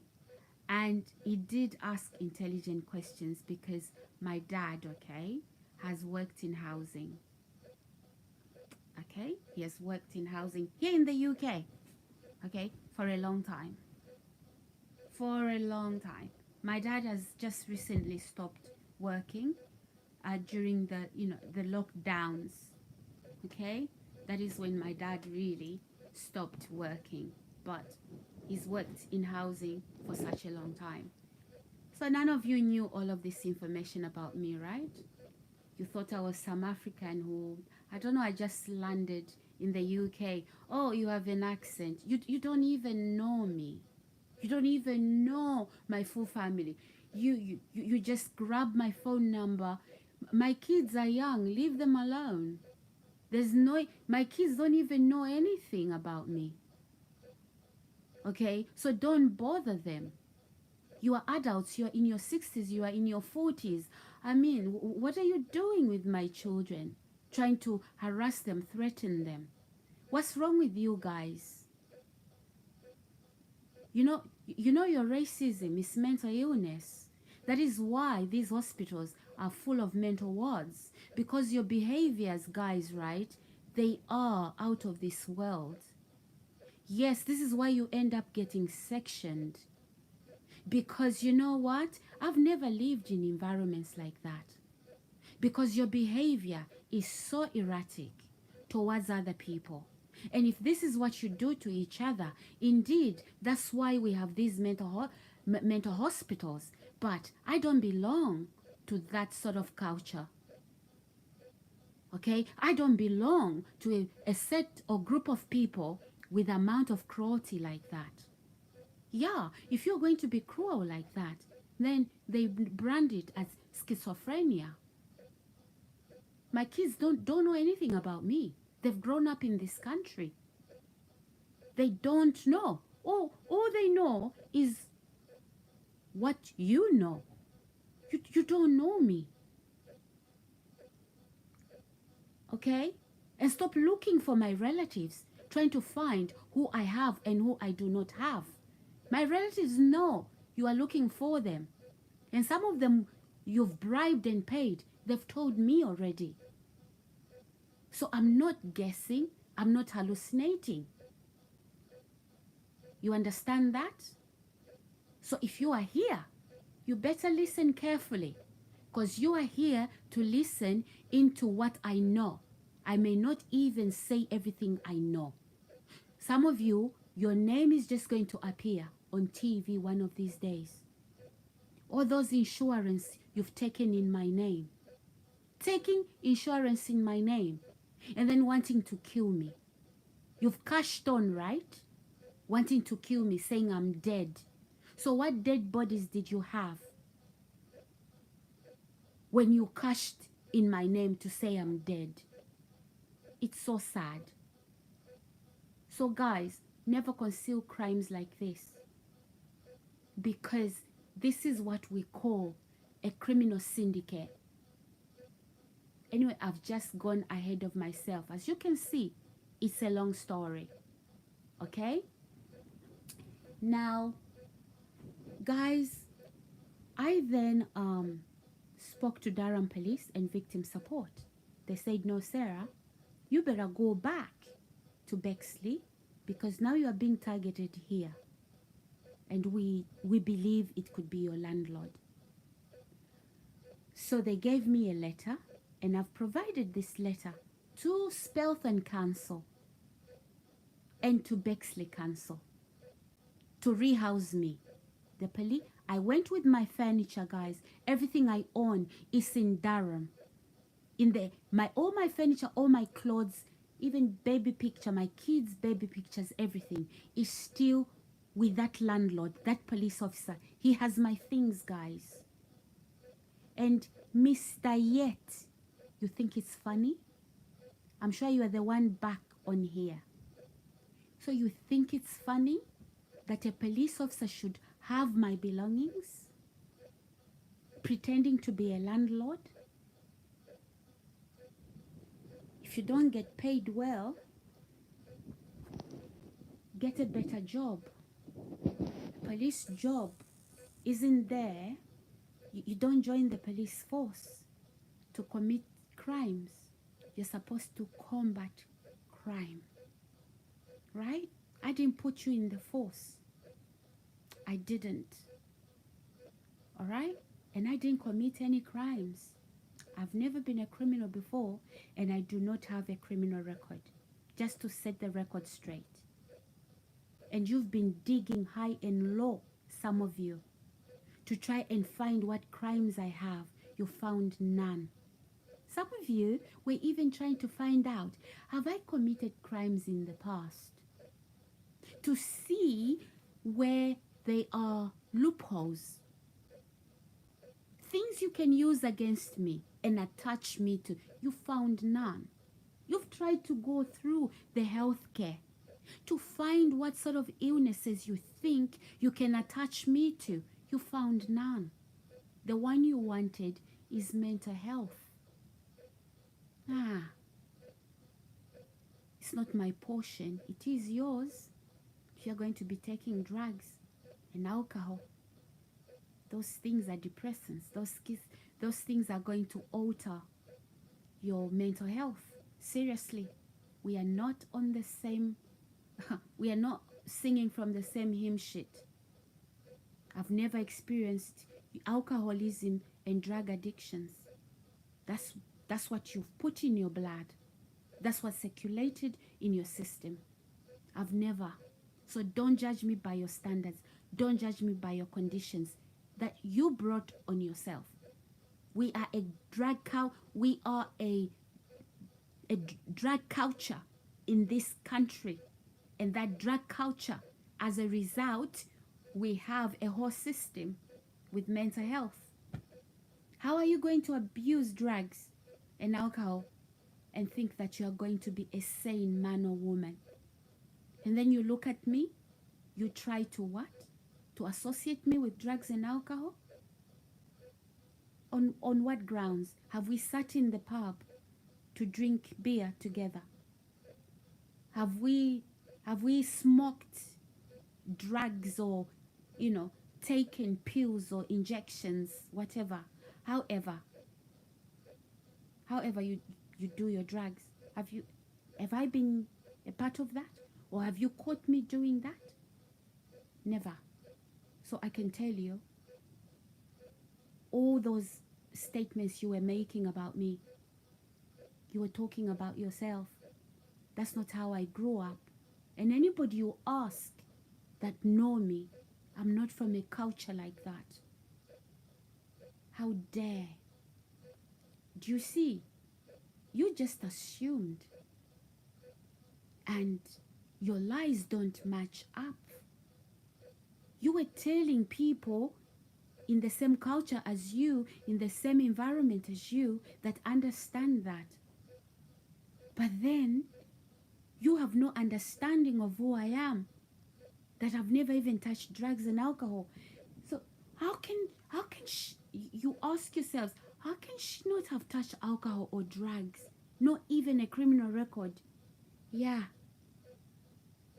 Because we live life on different rules. You worship the devil, I worship Jesus. Jesus keeps me clean of drugs, clean of alcohol, clean from crime. I don't need police watching me to be a law-abiding citizen. Just God's word in my heart puts the fear of God in my heart, and I won't sin against God. It's not man I'm scared of. It's God I'm scared of. You think you are God. No, you are not God. That's what I'm not scared to speak, to talk about you and expose you. You are not God. You have a God complex. That's a siren going, mental illness. You are not God. If you think you are, check yourself in a hospital. There's only but one God. Okay? Guys, let's proceed.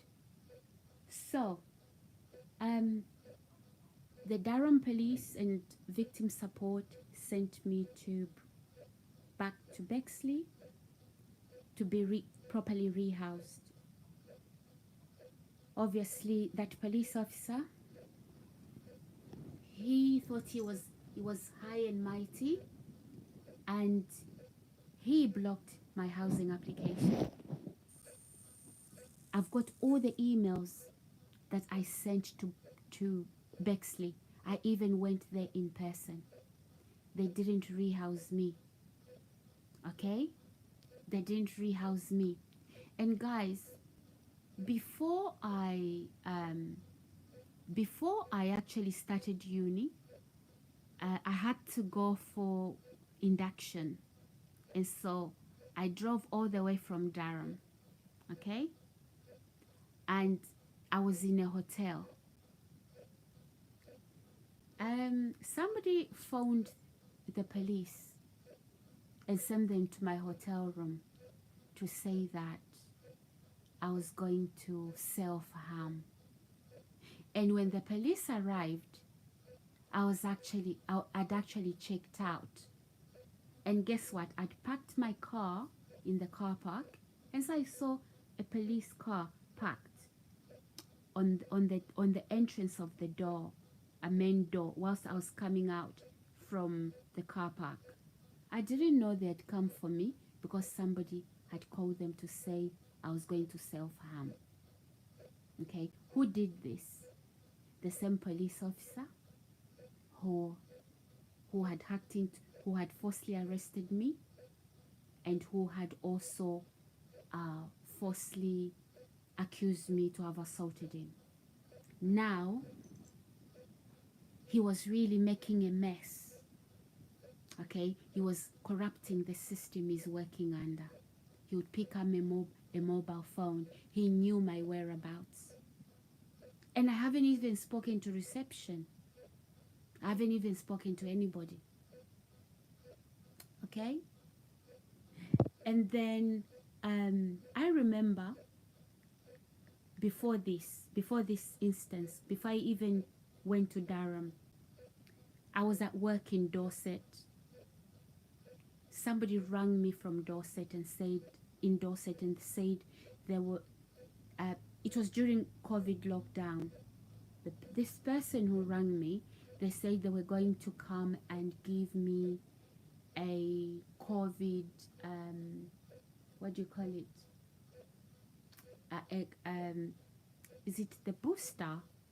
The vaccine? No, it wasn't the booster, but it was the COVID vaccine. And I said, no, actually, you won't do that because nobody is receiving COVID vaccines indoors. You have to go to the designated areas to have that injection, the COVID vaccine. So no, I'm not going to do that. And then this was at midnight, right? When this person was calling me to come and give me a COVID vaccine injection. And then they went on to say, if I refuse to have the injection, they were going to send the police. No, they were going to send a taxi, and I should leave my car at home where I was staying and sleep in a hotel and leave all my suitcases. So guys, they wanted to murder me in Dorset. Okay?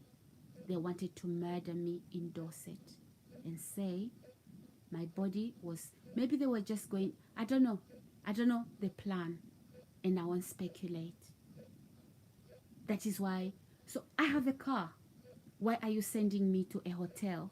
Because, and I don't even know you at 12 midnight. So they send me a taxi at 12 midnight. I said no. Then a phone call comes in. It says, okay, I'm going to send the police. Okay? If you say no to go to the hotel. Then I'm thinking, why should I get in a taxi? I have a car outside. And why am I going into a hotel? I can just go home. So guys, I drove home.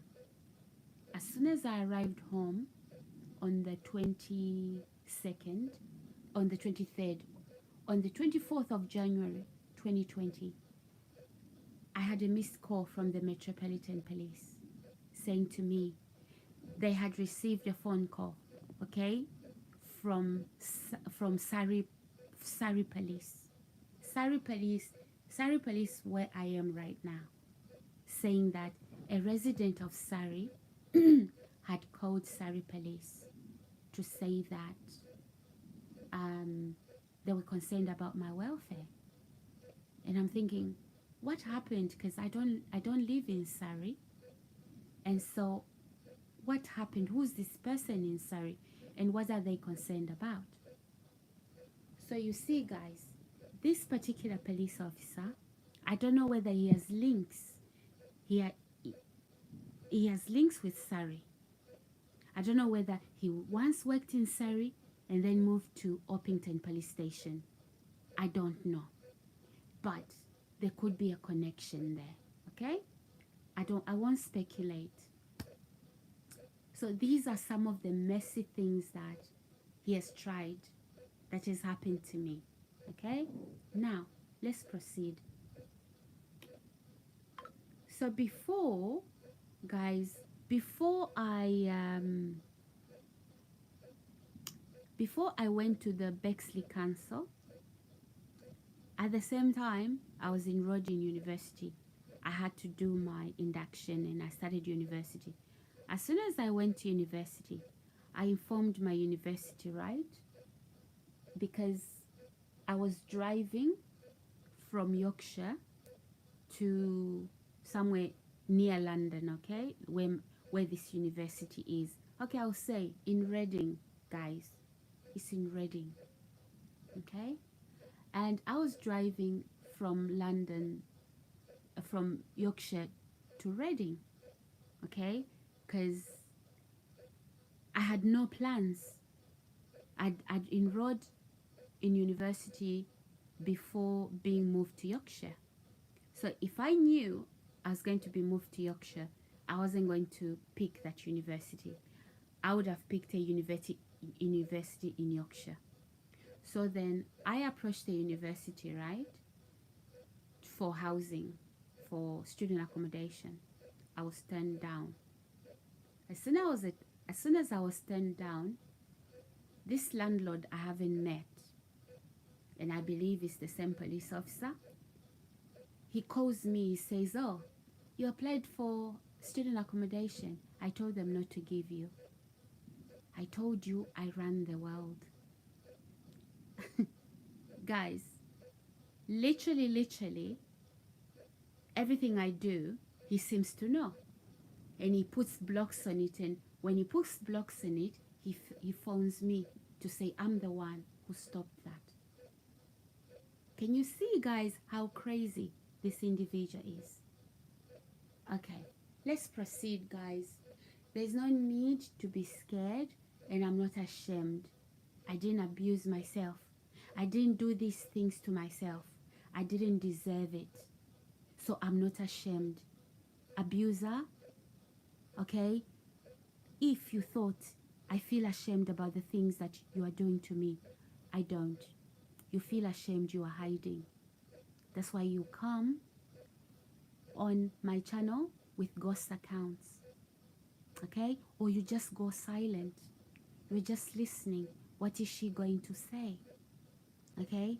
So, unfortunately, guys, this police officer has recruited landlords, property managers, people in institutions, governmental institutions, where I access services to mistreat me.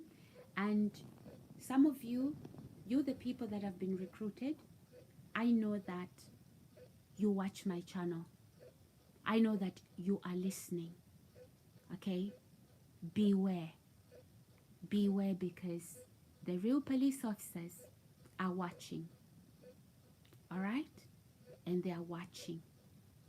And even all the poisoning that I'm talking about, the police officers are aware. Okay? Having my milk in the fridge poisoned, having my cooked food in the fridge poisoned, right? Who does that? Who does that? That's what I've been going through, guys.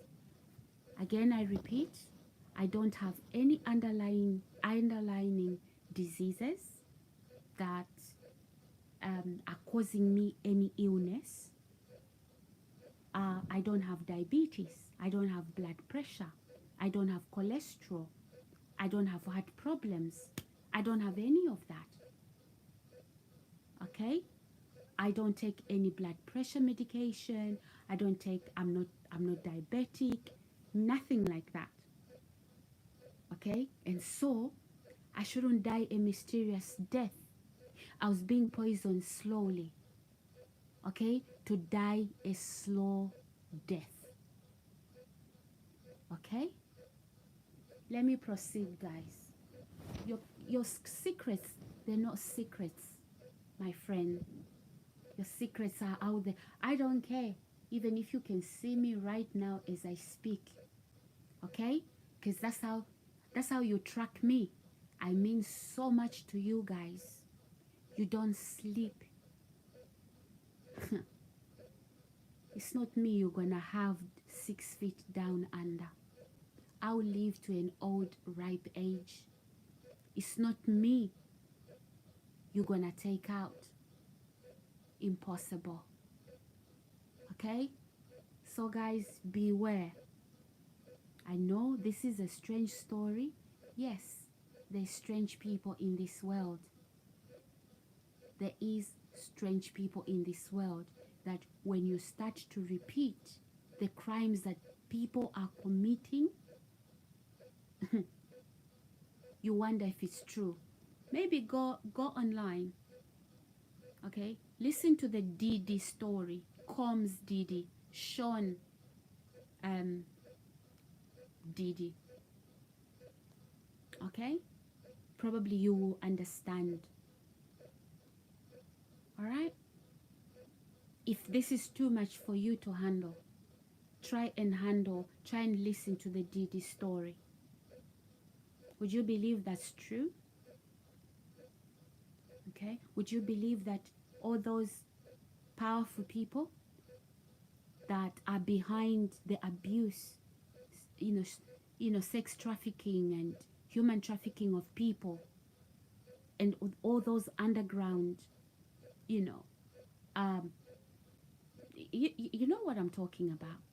So don't make this, what I'm saying right now, to be something of alien. It's not. It's not. And this story is real. Okay? And don't wait until it happens to you or to somebody you love before you believe this story. Alright? So guys, to move on now with this story, okay? I then told my university about the story, and obviously I applied for housing. I was turned down. This landlord calls me. He would call me anonymously and say, oh, on my old phone, not on this number, guys. I don't even use the numbers. I don't even remember them anymore because I've changed so many numbers because of this. He would take responsibility, he would take the blame and say, I'm the one who blocked your student accommodation. Go back to Yorkshire.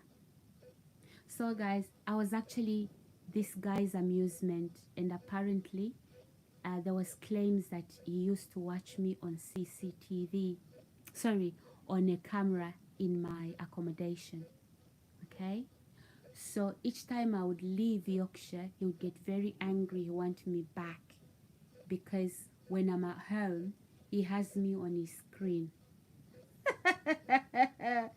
Guys, there's ill people out here. Yeah, and these things are happening in the UK. Okay, guys? So subscribe, like, and share, guys. Subscribe, like, and share. You see these cults you join, you cease to become a human being. You become a demon. And by the way, I'm not afraid of all your abuse. Yeah, I'm going to do this to you. I'm not afraid. Not at all. Okay? That's what weak people do. Alright? You hoped I would lose my mind. You hoped I would crack. You are going to crack. Alright? God is with me, and don't think that you can rain abuse on me. And some of you, all of you, you come up with this, you know, with this fiery energy. Oh, I can do it.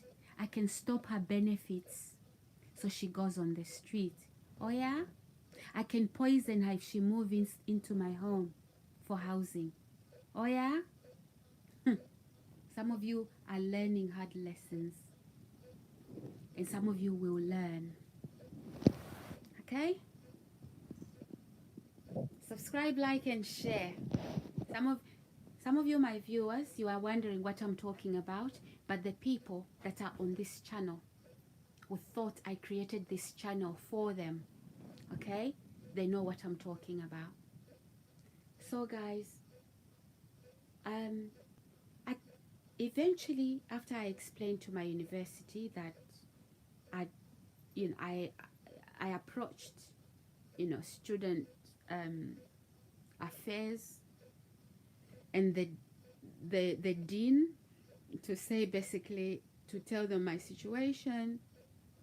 And so what the dean did was to email student affairs so that they could provide me student accommodation.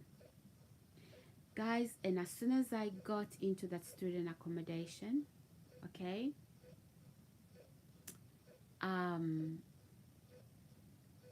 this police officer infiltrated my university.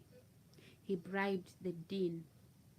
He bribed other tutors and other students to mistreat me, to withdraw me from my studies.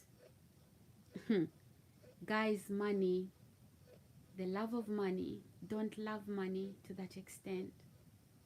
And don't let anybody, not, especially somebody you love.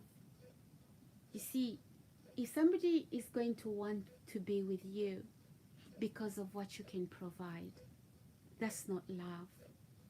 Don't be pushed into dark things like that, dark ways to get money. Don't. The dean in my university at the School of Nursing was bribed, guys, to accuse me to have an illness that I do not have. So was the course leader. Because remember, I'm saying I was doing mental health, nursing, and adult health. It was a master's. So the leader for the mental health nursing, she was brought on the scene to try and push me in a mental institution. I'd undergone, all the checks, and I'd passed. And there was no, in my medical history, there was no history that I had any illnesses like that. So this particular police officer was the one now telling my university these things. Okay? But they got bribes. Okay? They got bribes. And a woman, a tutor, and I think, she can't even teach. I don't even know how she ended up lecturing in that university. She accused me of, I had a camera on my shirt, okay, and all that is circulating on the internet, what transpired on that day. And when I went into that meeting, I was alone. The witches surrounded me on the table. I had a camera. It filmed them all. This woman, okay, she comes from where my father comes from, okay? She came on a video link. Yeah, the camera did it. Okay, she's there quite all right. Don't worry, guys. So these guys thought they had me. I had to protect myself, okay? And if these guys don't come forward, okay, all this evidence is already there. Try and kill me. There's people already that have this evidence that will be handed in to the police. All right? So, don't even lie. And some of you who were bribed and you thought you are the only one that can hack people's phones. I've even heard the conversations you were having with my killers. I even know the doses that you were supposed to put in my food. Your voice is right there. You have to confess. You really have to, because there's no secrets here, guys. Why am I talking about it now? I'm talking about it now because the information is ready to come out. Okay? The information is ready to come out. So don't assume you know people. I came with a very humble disposition around all of you that have been recruited to harm me. And you thought I was stupid. I think when you sit in prison, you are going to learn lessons. But you see, you've damaged your lives already. And some of you that are coming fiery and leaving me notes on platform,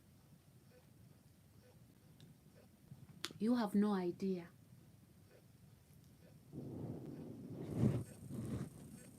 Because it's every individual, every service I try to access that this police officer would corrupt. And some of these individuals, when I access a certain service via the phone or via email, before I go for those appointments, these people are strategically meet me in those meetings, right? Not really to support me, but to do the bidding for this particular police officer. I'm sorry if you took bribes. Actually, I'm not sorry, but you chose that. You chose that. So some of you, when you thought I was talking to myself, I'm trying to tell you something. You thought I was talking to myself. You're about to find out things that in a hard way. All those warnings,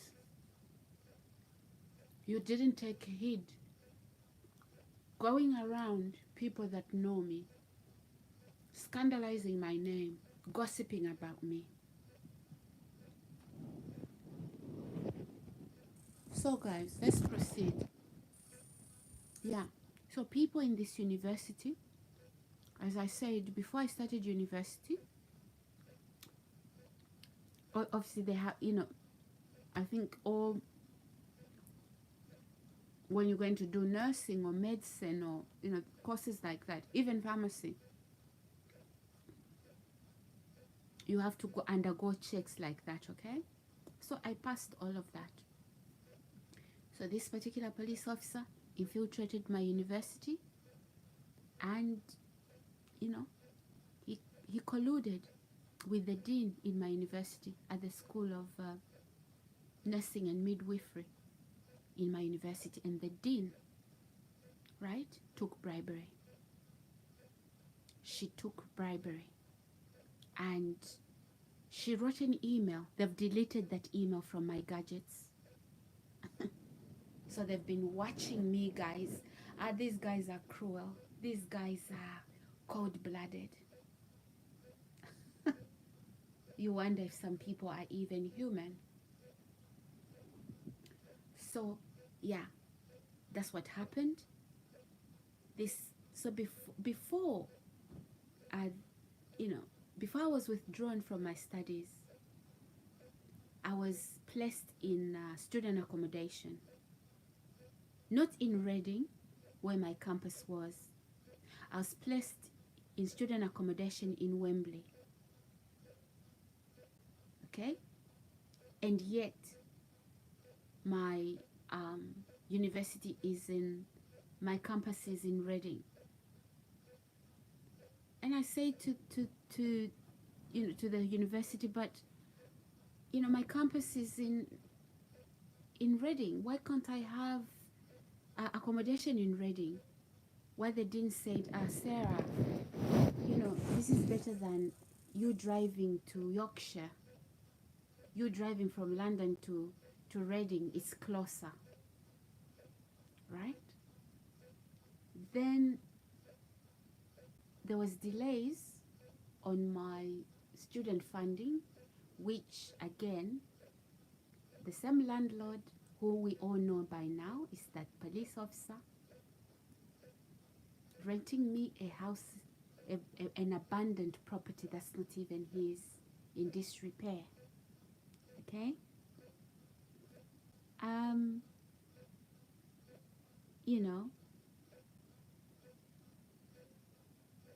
Yeah. So,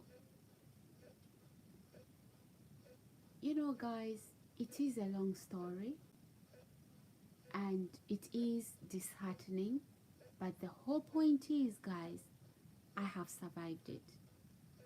I don't see how many people would have survived it without getting very depressed or even really end up dead. Because imagine having people, you think you have neighbors or people around you, and they're trying to poison you, right? Imagine if I was just taking that food or drink and I'm not noticing that my feet are swelling, my legs are swelling, my face is swelling. Maybe had I gone to the hospital, yeah, with those symptoms, I would have a false diagnosis. You have this. Guys, subscribe, like, and share. Subscribe, like, and share. So, yeah. Before I was, as I was saying, before I was withdrawn from my studies, from the university, basically, in my student accommodation, there was a man from Yorkshire who moved into my, he's not just a student, he moved into my student accommodation, the door opposite me. Okay, he was there to watch me. Guys, it's like having demons looking at you 24/7. And then he recruited other students in the student accommodation, and some of these students, right, they were not even students from the same university as me. This was just student accommodation for students from different universities, right? He would recruit them, and yeah, guys, they would do stuff to me. Okay, they would do stuff to me, and I remember I'd carried my documents, some of my documents, like for example, I'd carried my, like when you change name, those little certificates, the DIPO, right? I changed my surname to Mackay. Those documents were stolen. Okay? So I must emphasize here that it was for the purposes of committing fraud. Okay? And I'm going to bring this to the attention of the police. I videoed all my stuff, okay? And those documents were with me in student accommodation. So when they were taken, I'm not sure whether I didn't even get the opportunity to send those documents to their organizations and where I was supposed to send them and change my surname, okay, after my divorce. So before I was withdrawn from my studies and being asked to leave my student accommodation, this man from Yorkshire who was moved into my student accommodation is not even a student. when he sees me to the kitchen, he would follow me to the kitchen, you know. And it was terrible, guys. But he ended up stealing my car keys. That's just another story, okay?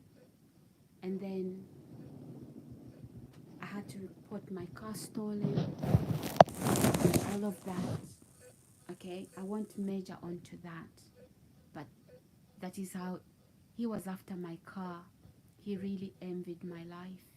He looked at my bank accounts to see where I would get the money to buy a BMW. What is a BMW, guys? Where I come from, people drive bigger cars than that. In fact, I didn't even buy it brand new. What is a BMW? A very cheap car. Yeah, it's German, but what is a BMW? See, poverty man's mindset. I don't know how he was raised, and, you know, maybe didn't grow up in a household where there was a car. Because I had to read into that, like, what would bother a policeman about somebody driving a car, you know? So they stole my car keys, and yeah. Anyway, I move on from there. Whilst I was in student accommodation, my stepbrother, his name is Rogers, he was bribed to call the police and say that I had died. So police were called by my stepbrother Roger. So he didn't bother calling anyone to check. Okay? He just quickly called the police. No, it's not because it was an emergency. My stepbrother was bribed. Okay? Because this was these were like everyday things happening every day.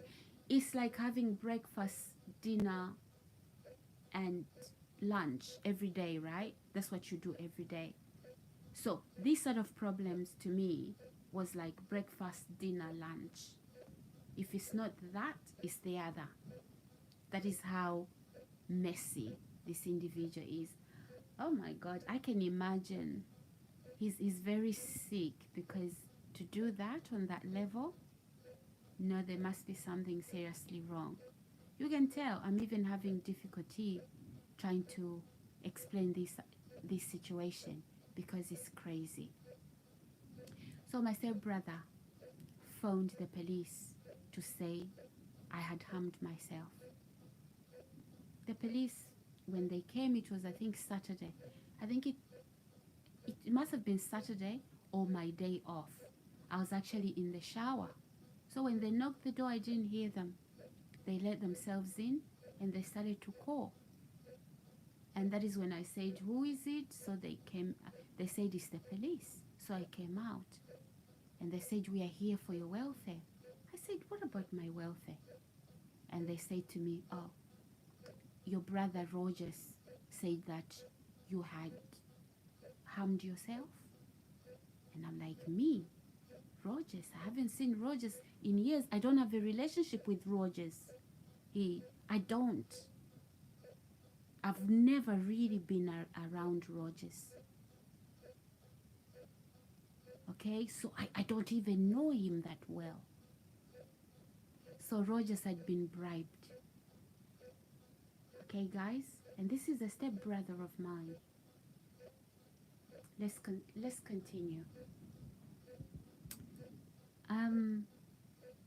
Then the police went away because nothing had happened to me. Okay, it was to stabilize me.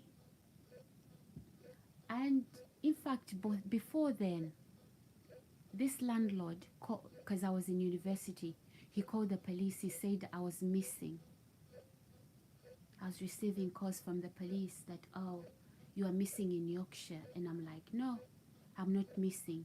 The police in Yorkshire, they are the ones who advised me to leave Yorkshire. because of the harassment. They said your landlord reported you missing. I said no. You can call Durham police. Guys, I was then, guess who was calling me to say all these things? It was my landlord, the same police officer. Now he told me to walk into the closest police station near me, and I went to a police station in Thames Valley in Reading, and I cleared my name. I said, I'm here, there's nothing wrong with me. They cleared my name. So I called the man I thought was a police officer who had instructed me to go to the closest police station, not knowing it was the same police officer. Guys, this guy he's corrupt. So he said to me, okay, before you leave, give your mobile phone to the police officer that cleared you. I did. So when I gave him my phone to say that this police officer from Durham wants to speak to you, then when they started to talk, this madman on the phone told that the police officer in Reading to leave the reception where I was standing, to go into the office and talk to me from there.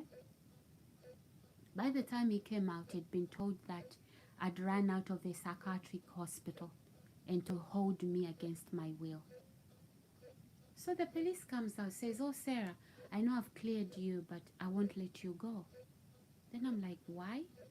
He says, no, I need to know that you are mentally stable. Then I'm thinking, what? I said, where has that come from? Because you saw me, I've been waiting for an hour, and then we sat down for another 30 minutes, and then you've cleared me.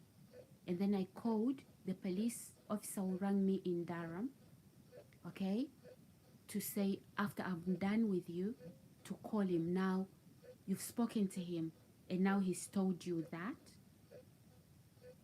Anyway, guys, so he says, okay, I need you to call anybody who knows you, members of you, anybody, to confirm who you are.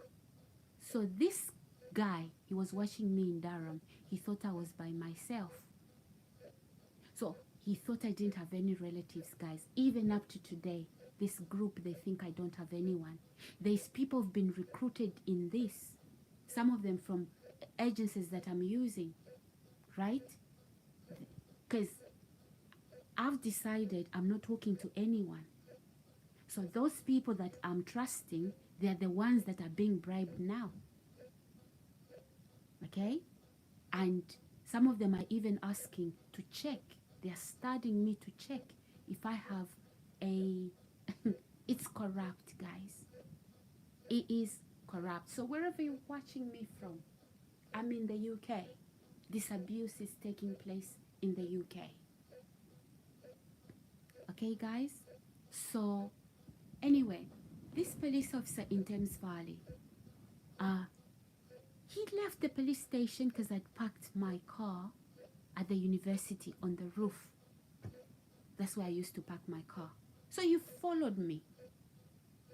Anyway, then I called my dad and my uncle is a doctor. And my dad said, no, there's nothing wrong with my daughter. The only thing that's wrong here is got everything to do with the landlord. Because since she moved to that address, I don't even know why she was moved there. Okay? There's been problems.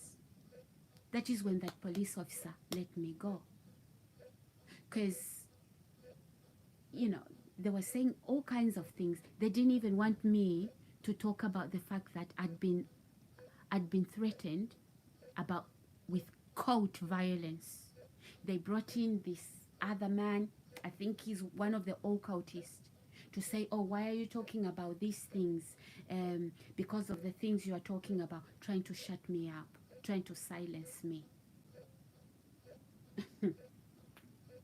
That time is gone, okay? That time you guys did that to me. If you're on this channel watching me and listening to me, that time is gone. So after I spoke to my dad, after that police officer, my dad confirmed to him who I was. he let me go. So this particular police officer, he tried all these means to try and get me. And you know what, guys? If he had succeeded to put me in a mental institution, they were going to murder me with an injection and then pretend that I was suicidal and that I killed myself, right? So each time I talk about the abuse, I have people asking me if I'm suicidal because they've been trying to create a narrative to say, you know, she was saying she was suicidal. And some of these things some of these people that have been involved, they've been wanting to record me saying that I'm feeling depressed, I'm suicidal. I've never been suicidal and I'm not depressed. Okay?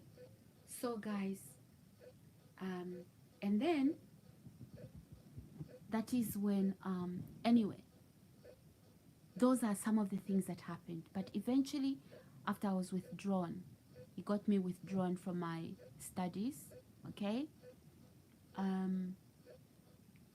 They, I contacted the Bexley Council. Again, the police officer was at the forefront of it. He didn't want me to move into the areas I'm familiar with, where I've lived in all of my life, okay? And remember, already I'd received a phone call prior to coming to Surrey about somebody, a resident of Surrey. So guys, who are you? Who are you people and what do you do? My name, my blood isn't yours and you're not gonna succeed.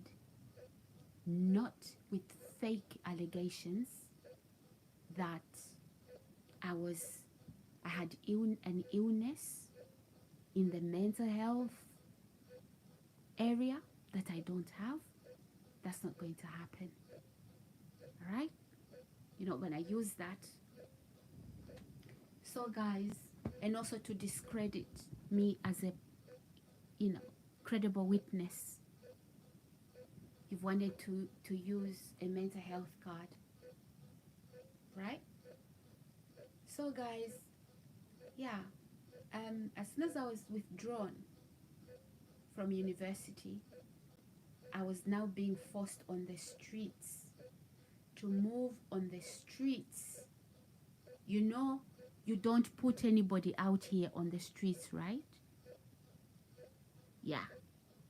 So I received a phone call from a madman, and he was screaming at me. I recorded him. You will hear his voice. He was telling me to leave my student accommodation. And then the council from Bexley and the university and all these police officers, they brought me to the accommodation. They took me to the accommodation in Surrey, okay, where they were monitoring me. I had no privacy, okay, and from there now, this particular police officer, that is where he put me in I was put in an apartment. Again, I'm supposed to be housed in a flat, bedroom flat or house, so I can pick up my belongings. But he put me in a room. They call it an apartment. They just put a shower in a room and they call it an apartment. I've got sofas, dining table, I've got washing machines, tumble dryers, I've got everything. I can't fit them in the room. That police officer has my things. Subscribe, like, and share, guys. Because he's the landlord to that property, right? We know he's not a landlord. And also, when I was moved to Yorkshire, guys, £4,000 was paid to the estate agent and landlord, okay? And that's £4,000 by the Bexley Council. I don't know what that £4,000 was all about, because it wasn't used to repair the house, the property. It wasn't used to assist with relocating me, okay? So yeah, I was being exploited like that financially as well. Now, guys, as I said that, after I was withdrawn from my studies, I was now after some time, I was being evicted out of my accommodation. And this man was shouting, "Get out!" And my God, I recorded him. You will hear this story, guys. And I'm not relying on this to go viral. Don't worry. Don't worry. These people, they thought they were clever. Okay? They don't even know who listens to them. They thought they are the masters of technology and working in secret and undercover. If you can do that, anything you can do, just know that there's somebody out there who can do it better than you. So, you know. So guys, yeah. Again, I'm being careful about what I say, because I don't want to divulge certain information. Okay? Not yet. So, yeah. Bexley Council, I was contacted by a man from an estate agent to say, "Oh, come and view this property in Surrey."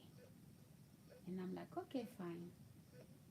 And I said, "No, I've never lived in Surrey, and also the apartment is small.